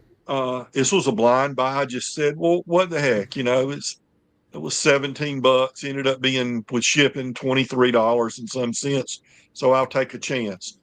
Listened to it earlier today. I just got it yesterday. Listened to it earlier today, and it sounds really good. Kind of a Crosby, Stills, and Nash vibe a little bit. the instrumentation is sparse. That there are drum set in there, and a fiddle and pedal steel just a little bit. But this is by no means a country record in any way. Uh, Maybe you call it an Americana record. I don't know, but the main emphasis is on their harmony vocals and the songwriting on first listen. Uh, Alibi stood out to me. Belladonna and well, those are the two that stood out the most to me. But it seemed like good songwriting, Is and so there'll be Belladonna an a cover? Is interesting. that of like the Stevie Nicks song?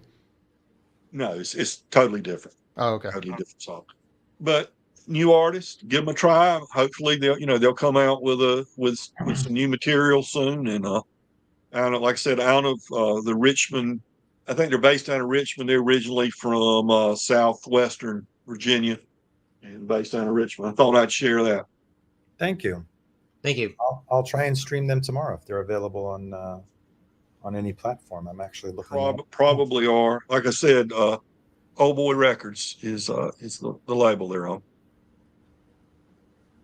I see your comment, Vinyl Richie. There's not a lot of Americana's not country though.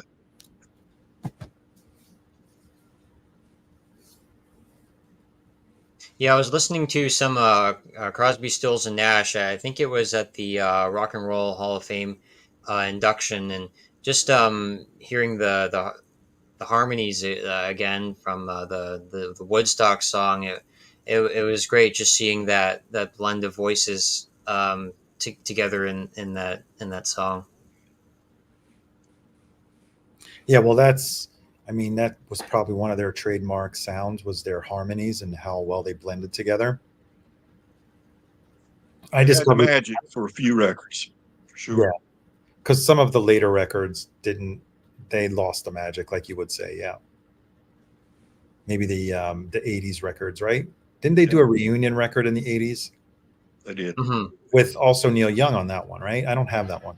Yeah. That one was okay. There's a couple really good tracks on there, and then the rest was kind of standard. I tend to like the Crosby, Stills, and Nash rather than the Crosby, Stills, Nash and Young a little more. I'm a big Neil Young fan, but when it comes to that configuration of artists, I prefer the Crosby, Stills, and Nash albums to the Crosby, Stills, Nash and Young albums. Although I like them all, I wouldn't trash any of them. So, Jason, what do you have to show us that's new? I only got old records. Only old records. Yeah, I got. Well, yeah. I mean, they're new, but they're old. Today I got the one hand clapping. Oh, okay. The Paul McCartney, and I'm looking forward to listening to that. This is the version with the 7-inch in it, which I think was only available on the label website. And of course, it took me a while. I had to watch like 5 videos on it to finally get convinced to pick up the Mind Games reimagined, or what is it called, remixed. And something that I actually listened to before, you can tell I utilized the coupon on Universal last week. This is a fantastic box set. If anyone hasn't listened to it yet, there are really great versions that have never been released. I wouldn't even call, some of them do sound demo, some of them just sound like alternate versions. I think there's a few songs that. How many records are in that, Arnaldo? There's 6 CDs in here. Oh, 6 CDs. Wow. Yeah. I went the CD route because the vinyl version doesn't have everything. They have a selection of what's in the CD version. So yes, I'm not a CD hater by any means. And and then there's, I think the last 2 are a phenomenal live concert. I was very fortunate to see the Police in the during their last reunion tour, and I was blown away by how good they sounded. So yeah, this is from the concert that's on here. I think is from 1983, and they sounded fantastic. It was the Synchronicity tour. So what year did Synchronicity come out? 77, 83. I think it was 83. The original album count 83. Either 83 or 84. Oh wow, I didn't realize it was that late in their career. Yeah. You Google it right now, but I think it was 84. Yeah, it's amazing how early they were done, because it feels like they were an 80s band, but it was like they were 70s. Yeah, they started in 78. 78 or maybe even 77. That I think Dave's all over it. 83. Ashes of Punk, kind of. They sounded a little punky on the first record. I heard an interview where Sting was saying like their first album was like sophisticated punk, and that's kind of how they wanted to present themselves originally. Yeah, I just looked it up. Synchronicity was 1983. Okay. So it's a year late, 40th anniversary. The song about the prostitute, Roxanne. Yeah. That was about 77, if I'm not mistaken. It's possible. Yeah. That was their first hit, I think. Somebody at the Peanut Gallery will tell us, because the reason I'm saying that, I may be wrong. The reason I'm saying that is I believe, how our memories cannot be correct sometimes. Oh, well, I was looking at different things. I don't multitask, Dave, all the time. I was reading the Peanut Gallery. But I believe we were sitting on Wildlife Road. Elliot, we can't see you. Maybe, Jason, you want to switch over to Elliot? Oh, yeah, sorry. There we go. We were sitting in a car on Wildlife Road, and the Police were playing on radio, I think it was, and I guess it was Roxanne. And they came over the radio and it said that Elvis had died. I may be wrong on that. It may not have been the Police. That's a memory. August of 77, right? Yeah, that's a memory I have stuck in my head of the Police playing Roxanne and Elvis, hearing that Elvis died. Who posted that? Is that real or photoshopped? It's real. It's for Jose. He asked me to show it. For Jose. This one's for you, Jose. Oh my gosh. Three Amigos. ZZ Top. Here we go. Hey, Arnaldo was breathing the same air as one of those giants. Oh, yes. I was. I don't know. Maybe he doesn't like to talk about it. I'd rather not. Okay. I already have one hit on me from Chad.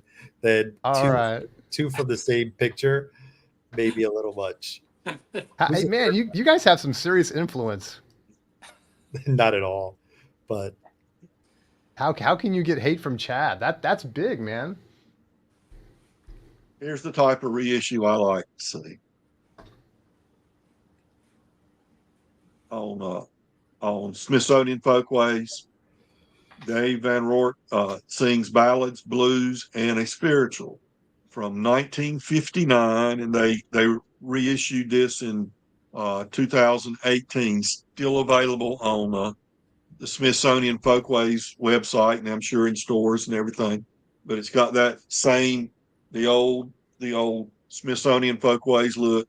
Nothing particular about the sleeve or anything like that, but just some really good music, and it's just amazing. It goes back to 1959, and he was playing there in I guess Greenwich Village in New York, and just really captured some great blues and spirituals there. And that's I will note on the Smithsonian Folkways website, I think this record was listed at $27.99 or something like that. But when you go to the cart, they for some reason subtracted about $3 or $4 from that. How many records is that? I bought 3 records, and No, is that a single or is that a double? Single. Yeah. So it ended up costing about $23, 24. And I got this one also from Smithsonian. Charlie Parr. I don't know if anybody's familiar with him. Nice cover, I think. And he's a folk and blues singer. There he is. It's a double record. And I guess if you're interested, if you like the guitar work of somebody like John Fahey or Leo Koki, somewhere like that, it would be reminiscent of that. I wasn't familiar with the artist. I just knew that he had signed with Smithsonian Folkways, and I was perusing their website, and it's called Last of the Better Days Ahead is the name of the album. And I listened to it once, and it was really good. The emphasis is on the guitar work. It's just him on the guitar. I think maybe there's a little cello in a couple of tunes, but otherwise it's just him on the guitar. Excellent guitarist, and the the the songs are interesting subject matter and things like that. Some sides only have only one song on the side 4 of it. So 20, 15, 16-minute song. But Charlie Parker, people might have some interest to there. Jose, if you're still there, I just want to get that in there because I know we have people that tune in just to get a Jose F-bomb drop. So there it is. Oh, man. So I'll show this real quick. I bought this bad boy. This is the Acoustic Productions, right? Atlantic 75 of Purple. It's making me cough. The thing is, it sounds okay, but the drums are turned down, in my opinion. If you even listen to the streaming version, you can hear that kick drum hit. I'm not sure why they dialed it back here. I don't know. Earlier in the chat, I saw there was some. I think Patrick is trying to get the original copy. I don't know. We'd have to go back to the beginning of the chat. There was some talk about STP, and I don't know. Maybe Patrick left, or maybe he has it and he was trying to rip it and to do a comparison. I'm looking for it. Yeah, I can't find it now. So yes, I think there'll be a lot of videos, shootouts on the Purple. It's fun. I just don't think the drums slap on it like they do digitally, or possibly the CD. So I'm not sure what to think about this. Well, you don't know. I mean, they could have tweaked the other version, and this is the more natural sounding. Oh my gosh. You don't know that. You just cashed that. You're just keeping us confused, check, Arnaldo. Right. You're like the government. It's a paradox. Right. You don't know what these people do when they twindle the knobs, You're not supposed to tweak knobs, are you? I mean, all the reviews. Here's the thing. Really are you always happy with the condiments when they bring you a dish at the restaurant? There's a reason why some restaurants put hot sauce, salt, and pepper. Okay. You can add whatever spices and however you like it, right? Well, did you listen to your In Excess? Not yet. I have not. That actually sounded good. There was like one song, I think it was New Sensation. Mm-hmm. Sounded completely different. Is that a good thing or a bad thing? I can't say. Just like when I heard Michael Hutchinson's voice just like come out like forward, I was like, wow, that's not how I remember this. Like, huh. And I was like, everything sounds okay except for that song. I don't remember. It was off, you're saying. Yes, it was off to me. It's like George Lucas messing with Star Wars, right? It's like Oh, I that remember Sure, was Han Solo I shot first, I right? mean, come on. We didn't have Jabba in, A New Hope. It's like, and sometimes it does feel like, it's revisionist history, or is it just some third party coming in and saying, I think I'll crank up the vocals. And yeah, it's like, come on, man. Like, you're right. Now, for new people who haven't really heard it that much or don't care, maybe they're like, oh, this sounds great. But for people that really have an affinity and a relationship with the original stuff, it's like, it's weird. We'll have to call Malcolm Gladwell on this. Yeah. Actually, most records I listen to them just out loud. I like the atmosphere, so when I experience records, like I kind of put my chair in the middle and I'll turn the speakers just slightly a little bit, and then I like the sound through like in the air, and I get to move around and listen to records that way. So you're saying you're a weirdo like the rest of us. I Well, never some people listen get the to headphones music. on, and yeah, I the whole never time. listen to music with headphones on. I mean, I'm fearful that it will mess with my hearing, you know, damage my ears. Well, how many concerts have you been to in your life, Elliot? Yeah, a fairly large number, There not a you go. excessively large. I think you're too far gone at this point. You could be right. You could be. Well, don't admit that here. You have a YouTube channel. How will you have any credibility when you admit that your hearing is gone? Well, I always make sure everybody knows that I'm not an audiophile. So Well, here's the thing. I mean, I think it's scientifically proven that as you age, there are certain frequencies that you can no longer hear. Yeah. Some people lose hearing altogether, but yeah. Most of us just lose certain frequencies. I actually went on a website that you could check, and it showed the different frequencies that you lose at 40 and 50 and 60. What percentage of people lose this much, and mine was actually better than average. I just I, did I did a hearing test. I think it was like around February or March, because I had a really bad infection, like sinus infection, and I felt like one of my ears was constantly underwater for like almost 6 weeks, and I was kind of worried. And there was a little bit of like fluid in the canal, but it was more of a sensation that I was feeling like pressure, because when he did the test, I'm like, no, you can hear perfectly fine. So it may be the fact that I was having like this pressure on one side of the canal. Not, it wasn't even in the ear canal. Like it was probably in between the sinus and the ear, and then it just went away. But yeah, I have papers, so I can hear. I can hear very well. And those hearing tests, the frequencies that they say certain words is like you really have to concentrate, because you're in this booth that is soundproof, and you could hear that the words that are spoken are slowly getting lower in volume, and I was paying extra attention because I didn't want to fail. And it's not as so much as you were taking it personally. Yeah, that's not. It wasn't so much just raise your hand when you hear the beep. No, you actually. It was interactive.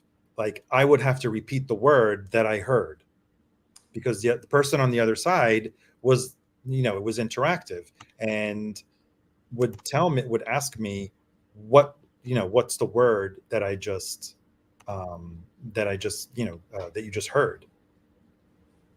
And I think I messed up, because I was like, it sounds like, I don't know, tomorrow, whatever word that was. And then when I came out of the booth and I asked him, like, I kind of guessed a few of them. How did I do? He says, no, you did perfectly fine. So I've got to go to the DMV, and they'll probably make me do the eye test. So I'll probably be guessing on a few of those. to try to make it through the eye test for the DMV. Well, yeah, those are also, I mean, that's a breeze. If you can't read those with glasses, you shouldn't be driving. I hadn't taken the test in a long time. I tried to renew online and they said I had to go in. So I think every 16 years you have to take another eye test. Well, I think the license is good for 8 years. And if you do one online, renew it online, the next time you have to renew, you have to do it in person. Oh, you have to do it probably in person. to get a picture, because we change in our looks a lot over that time. Yeah, that's one thing that I mean, most people go very often to get their eyes checked because they already have prescription glasses, and it's kind of like a routine every year or every other year. Most people that are that wear glasses, they have their eyesight checked, but very few people have their hearing checked. It's true. I think more people at the VC should have their hearing checked. Well, I posted the online hearing test in the Peanut Gallery chat, just in case you want to test yourself, Who in this group is the garage psych rock expert? Maybe all of you are. I don't know. I like some of it, but I wouldn't say an expert. I think Jason, I kind of think he would be, but I don't know. Jason, are you? Rojas? I'm not an expert. I just love music, Well, I mean, that 60s garage rock, psych rock era. The reason I ask, I got 2 records the other day. Again, blind buys. I was on the Hoffman forums, classifieds, and the guy sold 1 record and he was wanting to get the other 2 sold. And he said, I'll sell them both $20, including shipping, if you buy them both. So, and they're near mint. I don't think the guy ever played them. The Preachers. I think this is an LA band, Stay Out of My World, it's called. And let's see. White vinyl. And this one is on Beat Rocket label. Not familiar with that. And the other one, this is the one I listened to earlier today. Royal Air Coach, Open Up Your Mind. And this one's on Sundays. And like I said, one of these bands is this is kind of a blue. It looks more white there, but it's a darker blue than it looks like it's appearing on the screen. But real psych rock, garage rock band. I don't think either of these bands ever was able to go very far, but that garage rock sound. And anybody familiar with them? Because I'm not. No. I'm not either. Yeah, that's not for $10 a piece, near mint. Reissues, like I said, Sundazed and Beat Rocket. I'm willing to take a chance, and I don't know that I'll keep them, but I'll keep them around for a while and play them a little bit, and then I'll probably see somebody else wants them. But well, just to make a connection there, the Amboy Dukes, like Journey to the Center of the Mind, I think maybe they might have been inspired by that. I'm not sure what year the one you showed was by, but I would assume that the similar style. It could be completely different, but just in terms of maybe a garage rock style and psychedelic, that there might be a potential connection there. I'd say it was probably about 64, 65, maybe as late as 66. They're both mono. So when did we all full-fledged go to stereo almost all the time? About 67 or 8? 68. Yeah, there was a few years there where they were pressing both, right? Pressing both. Doesn't it also depend on the country? I think America embraced stereo before, like, say, the UK. I don't know about that. No? Maybe. I know that they were doing the stereo stuff early. It's just Right, nobody could earlier, yeah. afford the Yeah, stereo no one. system, Yeah, you know. All right. But like These were America, 1964 for the Preachers. They were only together for 18 months, and they released three terrific 45s, it says, in the space of 5 months. Made TV appearances and played lots of live gigs in the Los Angeles area and as far as Tucson and Las Vegas. So they did get out and move around a little bit and have some recognition at least. See if I see when this was recorded, the other band.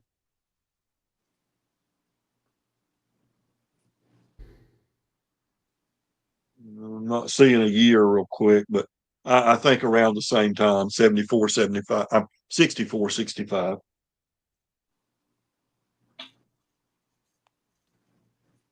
We're definitely out there a little bit. and you listened to those records, Elliot, yet or? I listened to Royal Air Coach. I've listened to this one, but I haven't listened to the Preachers yet. And what'd you think? Interesting. It sounds like mid 60s garage psych for sure. Yeah. I don't know that there was anything, that made it said, there's the man to know, John Bit Bop Boom. He would know this stuff. I don't know that there was anything on first listen that, made it, above other stuff, but it was interesting. I heard a Doors influence, but they would have been pre-Doors, wouldn't they? If they were in 64 and 65. But I heard a sound that reminded me a little bit of some of the Doors music. Interesting. Yeah, it's funny just how much of that stuff influences stuff you don't really even hear on record.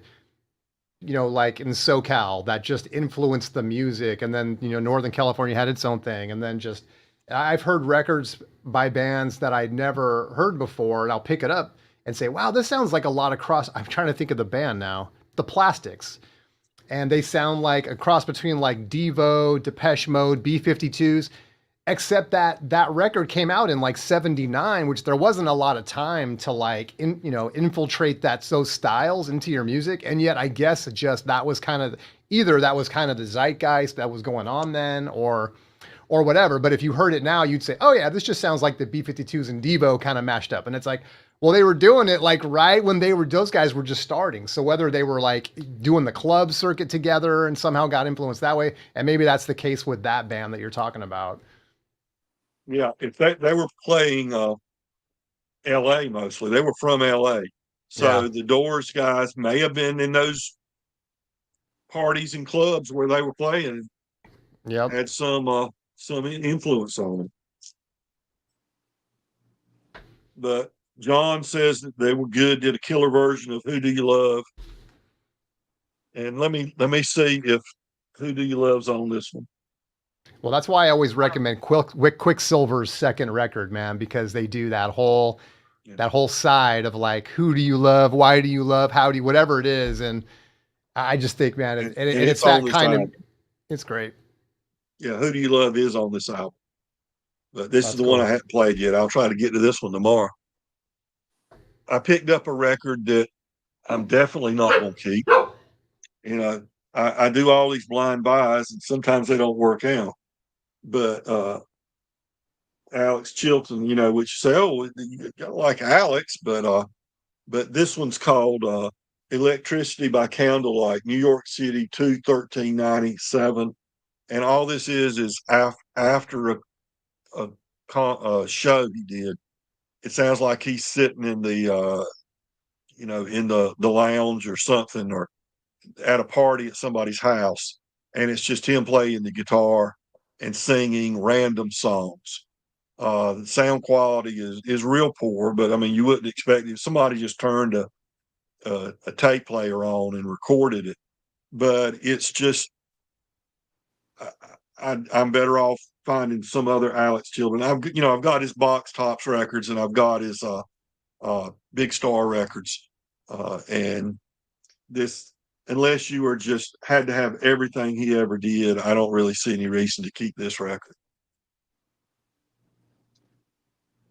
Yeah, I really like Big Star, and Alex Chilton is like a cult hero almost, and so he did have some probably better records. So yeah, it was interesting. I like when people find an artist that we know about, and then find maybe a record that they do differently, and talk about those. So I He listened to a just, couple yeah, Alex Chilton songs the other day, but I think it's because he wrote a couple of songs for other top artists, and so he had the songwriting credit in one of the other ones. But yeah, that was interesting take on it. yeah.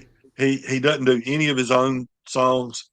Here's the range of songs he does on here, and it's just him. People calling out, play something, and he does DIVORC, Tammy Wynette hit. He does Girl from Ipanema. He does Somebody to Watch Over Me, the Gershwin song. Footprints in the Snow, the song made famous by Bill Monroe. Uh, the Beach Boys, Wouldn't It Be Nice? Surfer Girl. I Walk the Line from Johnny Cash. And If I Had a Hammer, the folk classic. Just that's just him. He just starts strumming something. You can hear everybody talking and everything. It's definitely a amateur recording that somebody pressed to vinyl. Those are Good some heavy songs, hitting but tunes. sometimes Yeah. you just get a hit, and sometimes you get a miss. Yep, that's right.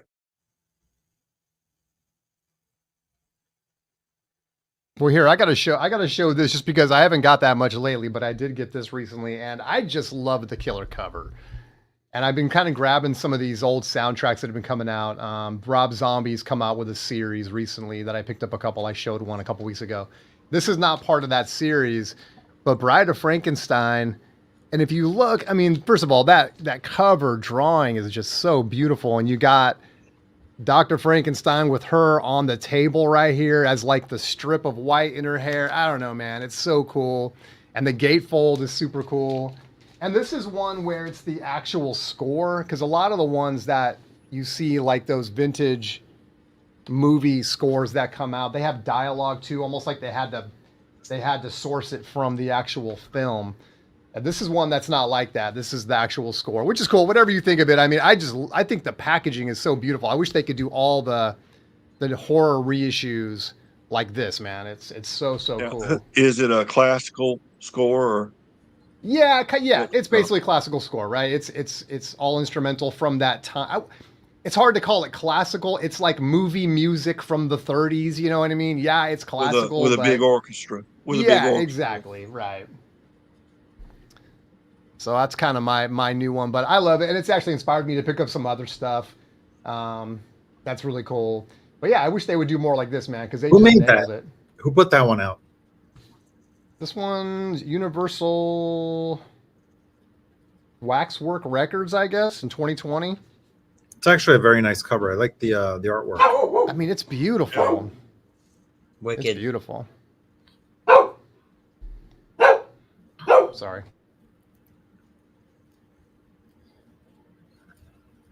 Everyone's reaching for records. Dawson, do you have anything to show us? Yeah, so I have I guess a rather recent one. It's a yes, reissue.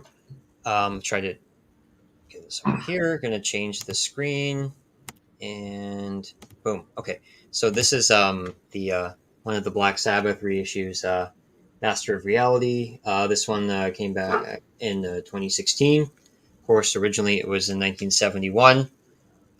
So we have the cool front, and then on the back they have all the lyrics. And I open it up. Yeah, they have the story of all the songs and the words, and the liner notes on the record, and this gatefold sleeve kind of out. Just from my setup here, and just trying to make it record friendly. Just just a classic picture of the band. Yeah, that's a portion of the poster that originally came with the album. And then the vinyl, which is the best part, which is the reason why I got it. Guess what color it is? It's green. Ah, green. It got a smooth green. So judging the by gold the Warner label, label. judging by the label, it was a Rhino. Was it a Rhino reissue? Okay, it says Warner Brothers Records. Yeah, Warner Brothers, Rhino, probably. Warner Brothers. I don't see any subsidiary or any other label name on there. So it's probably just the Warner. Let me check the.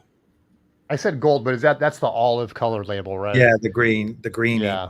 What most people call the greenie. Yeah. Okay, manufactured and marketed by Rhino Entertainment Company. Right. Yeah, there you go. So that was called the Rhino remaster. I guess it's one of them. What year was that one? Okay, so this was 2016. Oh, 2016. Because that's been, I think, was it a 50th anniversary came out? 2 years? Was it last year or 2 years ago? Yeah, I think they remastered a lot of their stuff like a couple years ago. This was when went down to the record store and had a couple extra bucks and got that one. Oh, I think my favorite. I think pretty much. I assume that most people know about this record already. Let's see. I probably like Into the Void. Like it's one of the heaviest guitar riffs of all time.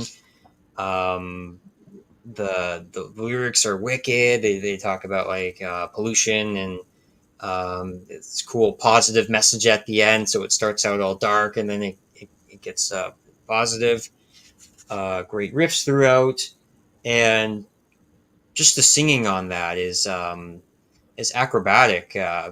Ozzy said he had a really hard time recording that one because he had to sing really fast. Geezer wrote all these intricate lyrics together, and they had to keep doing it over and over again. And well, you know, Ozzy, he tries to just do 2 or 3 takes and he's good, but he's like, oh bloody hell, I had to do this 50 times and I already got it already. But yeah, that's I think, oh yes, for the sound quality, great. Oh my gosh, it was one of the first I heard kind of remastered. It was really smooth. You can hear all the instruments clearly. Because this was a kind of pretty rough record to begin with. The original sound I like it, but this one was it just had this punch to it too. You really had that punch that you got with it. So yeah, that's my Master of Reality record. That's cool. Good to know. Yeah, I mean, anything Black Sabbath, man, especially those early records. What about you, Arnaldo? You got anything? Yeah. Well, I showed 3 records before, even though one was a CD box set. Which was cool. I'm glad you showed that. I'll check that out. What else do I have? I'm gonna have to step out for a second and I'll grab something. Hold on. What about you, Jay? Did you grab something? In preparing for the MoFi hellhole, I got the Lou Reed Berlin record. If you don't know this record, if you want to be depressed, this is Jose actually talked me into buying this. I hadn't listened to this record in 25 years.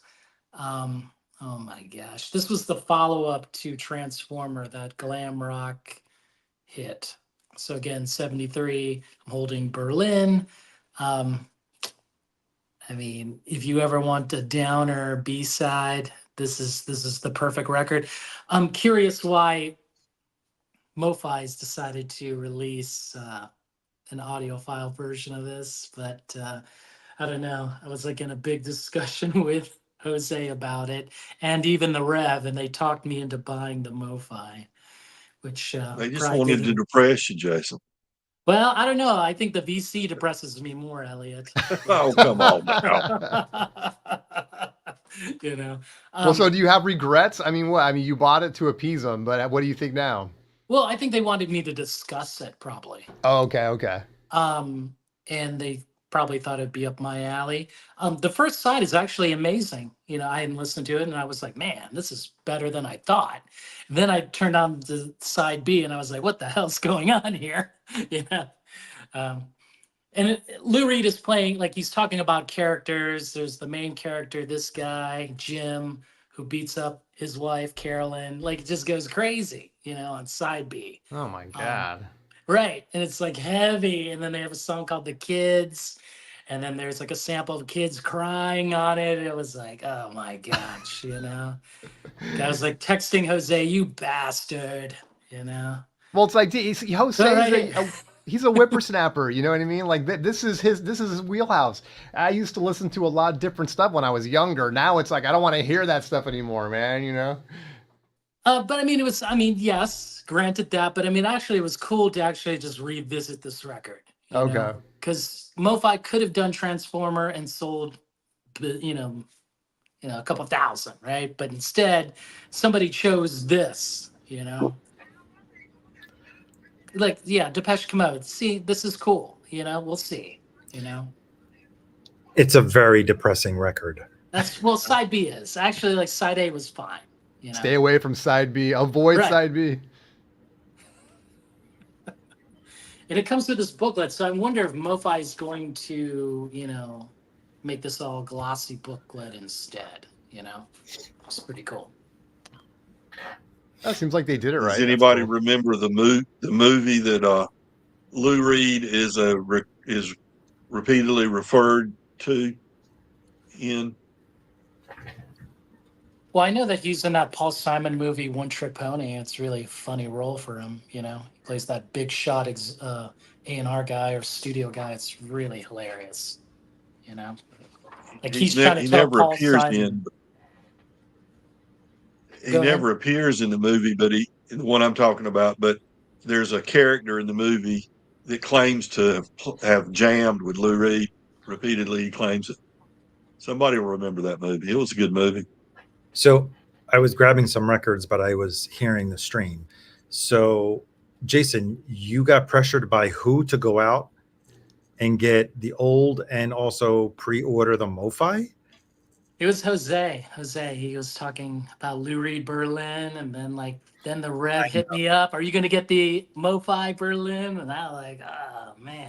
And then I was like, first, let me peer pressure. But I thought you weren't going to buy MoFi anymore. I know, right? That's because misery loves company, Jason. Come on, man. So we're just over 2 hours here. I got to get going soon. Okay, Dawson. Yeah, we're probably going to wrap up here not too distant future. So I'm just going to show 3 records that I picked up. I think it was like 2 weeks ago. Used OGs. This one, some people will say, is a guilty pleasure.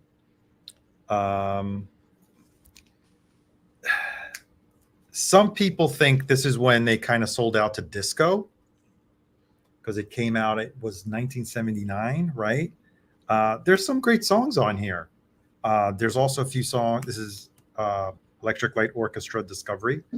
Was it the one? I think it was the one that was immediately after Out of the Blue. It has a Shine a Little Love, and what is it? Last Train to London and Don't Bring Me Down. So yeah, Jeff Lynne, finally his wish came through. I mean, throughout his entire career with ELO, was always hinting at the Beatles, influences. And then he finally got to produce the Beatles, right? Or what was left of the Beatles, the Real Love and Free as a Bird, right? They were both produced by Jeff Lynne. I like that cover, that on that ELO record. I've never seen that one. I'm not a big ELO person. I've seen two big ones, but that's cool. The back cover has this, I don't know. Can we call it cultural appropriation. This is all kind of like, Arabian Nights kind of thing. Right. Yeah, and it goes even further on the inside. Sorry for the. Well, maybe it's just classic literature appropriation. See, and there's even more. That's what you get for buying ELO records, right? You get chased down and. This is the starship, I guess, or Yeah. his genie lamp, whatever that was. Yeah. Then I got the second Crowded House record. That's cool. Yeah, this does not have Don't Dream It's Over, but it's still a great album. And yeah, at the time when it came out, this other record I didn't get because I thought it was a little too poppy, but now I don't think it is. Some people say it's probably one of their best albums. I don't think it is, but I love that record, The Game. This is the last one that they did before. I think they went on hiatus, right? Didn't they split briefly after No, the singer, he quit, and then they went on. Yeah, Ian McCullough went on and did his solo career. Yes. And then they reunited a few years later. Unfortunately, I think the drummer died after. Yes. I loved that record when it came out, man. I had the poster in my bedroom and everything. But now it's like it has Lips Like Sugar. I've always loved that song. song. Yeah. And that's the one song I can listen to now, but I didn't find that it enthralled me in the same way that it did when I was like 16, Well, I think the one before this is my favorite album of theirs. That's Ocean Rain. Okay. So when this came out, it was a total departure from what they had done on Ocean Rain. I didn't get it at the time. But I always loved Lips Like Sugar. And yeah, it's a great song. Eventually, Bedbugs and Ballyhoo's on that too, right? Yes, That's a good one. Yeah, The Game. And another one of my favorite songs by Echo and the Bunnymen is Bring On the Dancing Horses. But unfortunately, I think that was the outtake that was on the collection Songs to Learn, right? And I don't have that one either. So that's all I got. Sorry, I'm still showing you because my camera's all messed up. There we go. You should try to get the 12-inch of the Lips Like Sugar. It has a B-side called Roller Coaster. And Oh, yeah? Oh, really? Man, that song, wow. That's what that album should have been, like this very raw back to that first album sound. But they didn't get that far, because Ian, he quit, All right, so when is the Berlin shipping? Now. So, it is. Oh, yeah. So we can expect a comparison or some kind Yes. The comparison you did not need, right? The Lou Reed Berlin. Which one is more depressing? The OG or the MoFi reissue? Well, here's you guys were saying it's an interesting choice. Which one's more depressing? Transformer. I think Transformer is a better recorded album. The sound on Berlin is kind of weird. I think it has like a lot of things like instrumentation going on, which I think like if people were looking for a follow-up of that glam rock Transformer, they were in for a surprise, like a very thicker, dense production, Again, I don't know that it need the MoFi treatment. We'll see. Maybe you'll let us know. Yeah, well, Rev, he made a joke about it. It better be more depressing, otherwise you're wasting your money, Jason. Right. I mean, Rev said something to me. It was like, somebody must be really depressed at MoFi that they want to do this, I was like, what? Well, I guess they figured if we can't get Transformer or New York, let's get, something. I know. Totally that's going. Or look, they could have gotten, what's the one that all the critics panned? Metal Music Machine? Metal Machine Music. Metal Machine Music, right. Every time you say Berlin, only thing I can think of is Riding on the Metro. Oh, but that's an entirely different band, right? I know. I think of David Bowie when you say. But when you Berlin. say it, I just music. Oh yeah, Bowie too, yeah. Well, I'll finish up with 3 if you want me to. You want to wrap it up? Let's do it. All right. Gene Ritchie and Oscar Brand, Riddle Me This, a collection of riddle and courting songs on Riverside. I always think of Riverside as being a jazz label, but they did a lot of folk music. I'm Yeah. not sure what year this was. I just listened to this one this afternoon too. Really good dulcimer, guitar, and banjo. And this is a $2 record, a $1.75 record that plays VG plus. I was just so fortunate to stumble upon it. And I don't have any, Michael Nesmith from we know from the Beatles. I mean, from the Monkees, of course. I don't. I've always heard that his music after the Monkees with the was it First National Band was just some exceptionally good stuff. But I don't have any of those records. But I picked this up at a good price. Different drum, the Lost RCA Victor recordings, and he could sport a nudie suit, could he not? Well, Check them out see on him there, in man.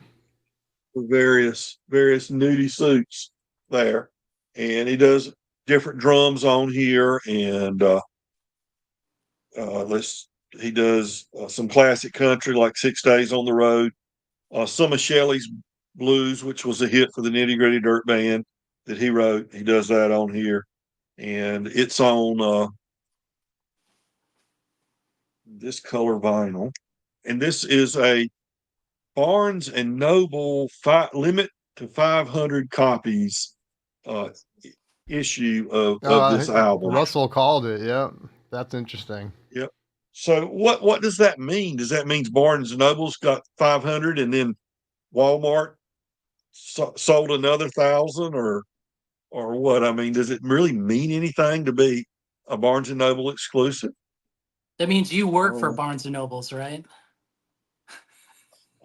I didn't. I didn't. I bought it secondhand. So, with nothing more than a corner bump, and it plays near mint.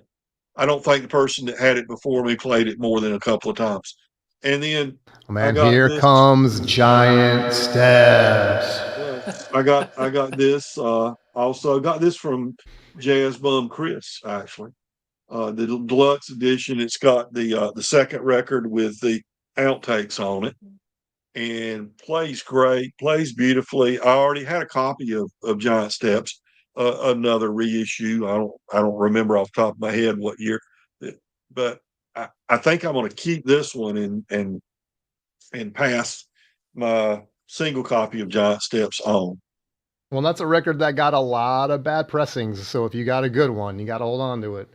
I played it twice, and not a what kind of bad pressing were they saying? Just like the mastering is poor, or just not is a lot that just kind of notoriously not great. I'm so unsophisticated, I wouldn't know that the mastering was poor. It would plumb evade me. So sorry I said anything. No. If I can't tell the master's pouring, then it's poorly done. Then not an issue, right? Exactly. So but it sounded good to me. I'll probably pull the other Giant Steps I have. Maybe I'll play them both. I'm not really an A/B comparison person, but if the other one sounds a lot better, then maybe I'll rethink which one I'm going to keep.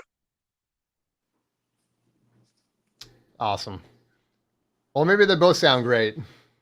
Yeah. I know it took me a while to find a good one, so I'm just sticking with it. I don't want to tempt fate anymore. So, are you saying that 60th anniversary? Oh, honestly, I don't know the pressings you have. I couldn't speak to those, but I'm just saying, like, if you're someone that's sensitive to that and you want to have a great pressing, and you find a Giant Steps that sounds great to you, don't let it go. Yeah. Okay. Yeah, that's all I'm saying. I don't know about the pressings that you have. But I do know this, man. I played that record. I spun it because I had one that I sold on Whatnot, and so I wanted to hear it first. And I played it for my girlfriend, and she doesn't listen to a lot of music. She does not listen to jazz. That is one that she was tapping her foot to, man. She really enjoyed it. So she's a Coltrane girl. Looks good. Oh, he's pulling out Brat. It's a good one. Charlie XCX, get it. Listen to it. It's lovely, actually. Is it? Yeah. I'm seeing it everywhere right now, but I haven't heard it. You will have fun with this record, It's a good one. You're going to have to tell me something about Brad. I'm not familiar at all, Jason. It's called Google. Oh, you're right. You're right here. You're right here. You can tell me something without me having to Google. Do you like pop music? I'm a senior citizen. So you don't like pop music because you're old or deaf? I like pop music. I don't want to show that. You can look it up. I wanted to shout out to Sean Vinyl Dreamscape. This is the Echo and the Bunnymen record without Ian McCulloch. 1990, fantastic. Notice that you can see that woman. Like if I move it, do you see that? Mm-hmm. Oh yeah, that's cool. Yeah. Wow. I think I've shared this before, but this record is phenomenal. Like just great. Real psychedelic, more than their previous works, Well, what's the title? I can't see it. Reverberation. Got it. So Ian was not in this album, on this album? He was not. He left, and then guess who produced the record? Let's get there. Oh, man. Oh, Jeff Emmerich. So right. And who was singing there? They had a new guy, a guy from Scotland. I can't think of his name. Okay. So, yeah, but I still don't see the woman. Show that a cover again. Sure. Let's see if you can. Do you see her lips, like right? Tell him to Google it, Jason. You told me to Google it. Oh, I see it. I see her now. Okay, got it. Yep. It's fantastic. Like this one you can get for cheap because everyone makes fun of it, but it's super good, I'm not familiar with that. I'm familiar with the cover, even though I never noticed a woman. But yeah, by that point I had moved on from Echo and the Bunnymen. Like the keyboardist, they had like a keyboardist who was their touring guy, I think right here, Damon Reese, I think. And he was the one who married the lead singer of the Cocteau Twins for a while. Which is pretty cool. So, that's some good knowledge right there. Yes, interesting. But again, this record, one of the best, And it looks cool too, Crazy. Yep, it looks cool, man. I got to get that. I like it. I'm going to sample it. If I like it, I'm going to snag it. Stream it first if you can. Yeah. And if there's a MoFi coming out, I might buy it. I'm feeling the peer pressure, man. I'm feeling the peer pressure. Jason wants some retaliation. All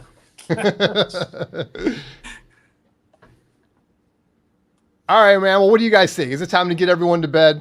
Yeah, I'm getting ready for bed. I'm ahead of you guys in terms of time zone. I know, man. You guys are troopers, man. Those of you that are at like 10 o'clock, 11 o'clock right now, I appreciate you guys hanging out. I'm over here on the left coast, just chilling, Well, there we go. All right. Well, Ronaldo, you're in New York, is that right? You're right. Yeah. So it's 11:30 here. I might be going to New York for over Thanksgiving. Well, give me a shout. Okay. When you're here. Yeah, we'll see. I don't know. I've never been, so it's like it would be cool to just, hang out, check out the New York stuff. I do want to just say quickly too, is that for those that I know some people are surprised when they come on here and there's no Chance, is that Chance is moving to a weekly format now. So that's why you see me on here every other week. This is the B side. So if you don't see Chance, don't be scared. And if you're not happy with the show, you can always check them out on the A side. Otherwise, we just have some fun over here on the B side so we can be a weekly show. So that's what I'm doing here. That's why Chance isn't here. So look for Chance next Thursday, and another group of stellar people. Some of the people that are probably on this panel right now will be there. Appreciate you guys hanging out. Everybody in chat, everybody on the panel. Always love hanging out with you guys. One of the highlights of my life, man, hanging out with you guys on Thursday and getting to talk records. So thanks everyone that joined. Appreciate the opportunity to come on and share with you guys. It's been fun. Yeah, thanks for being here, guys, and thanks for having me. Thank you for having me on the show today. Absolutely, Dawson. Good night, everyone. All right, we'll see you guys.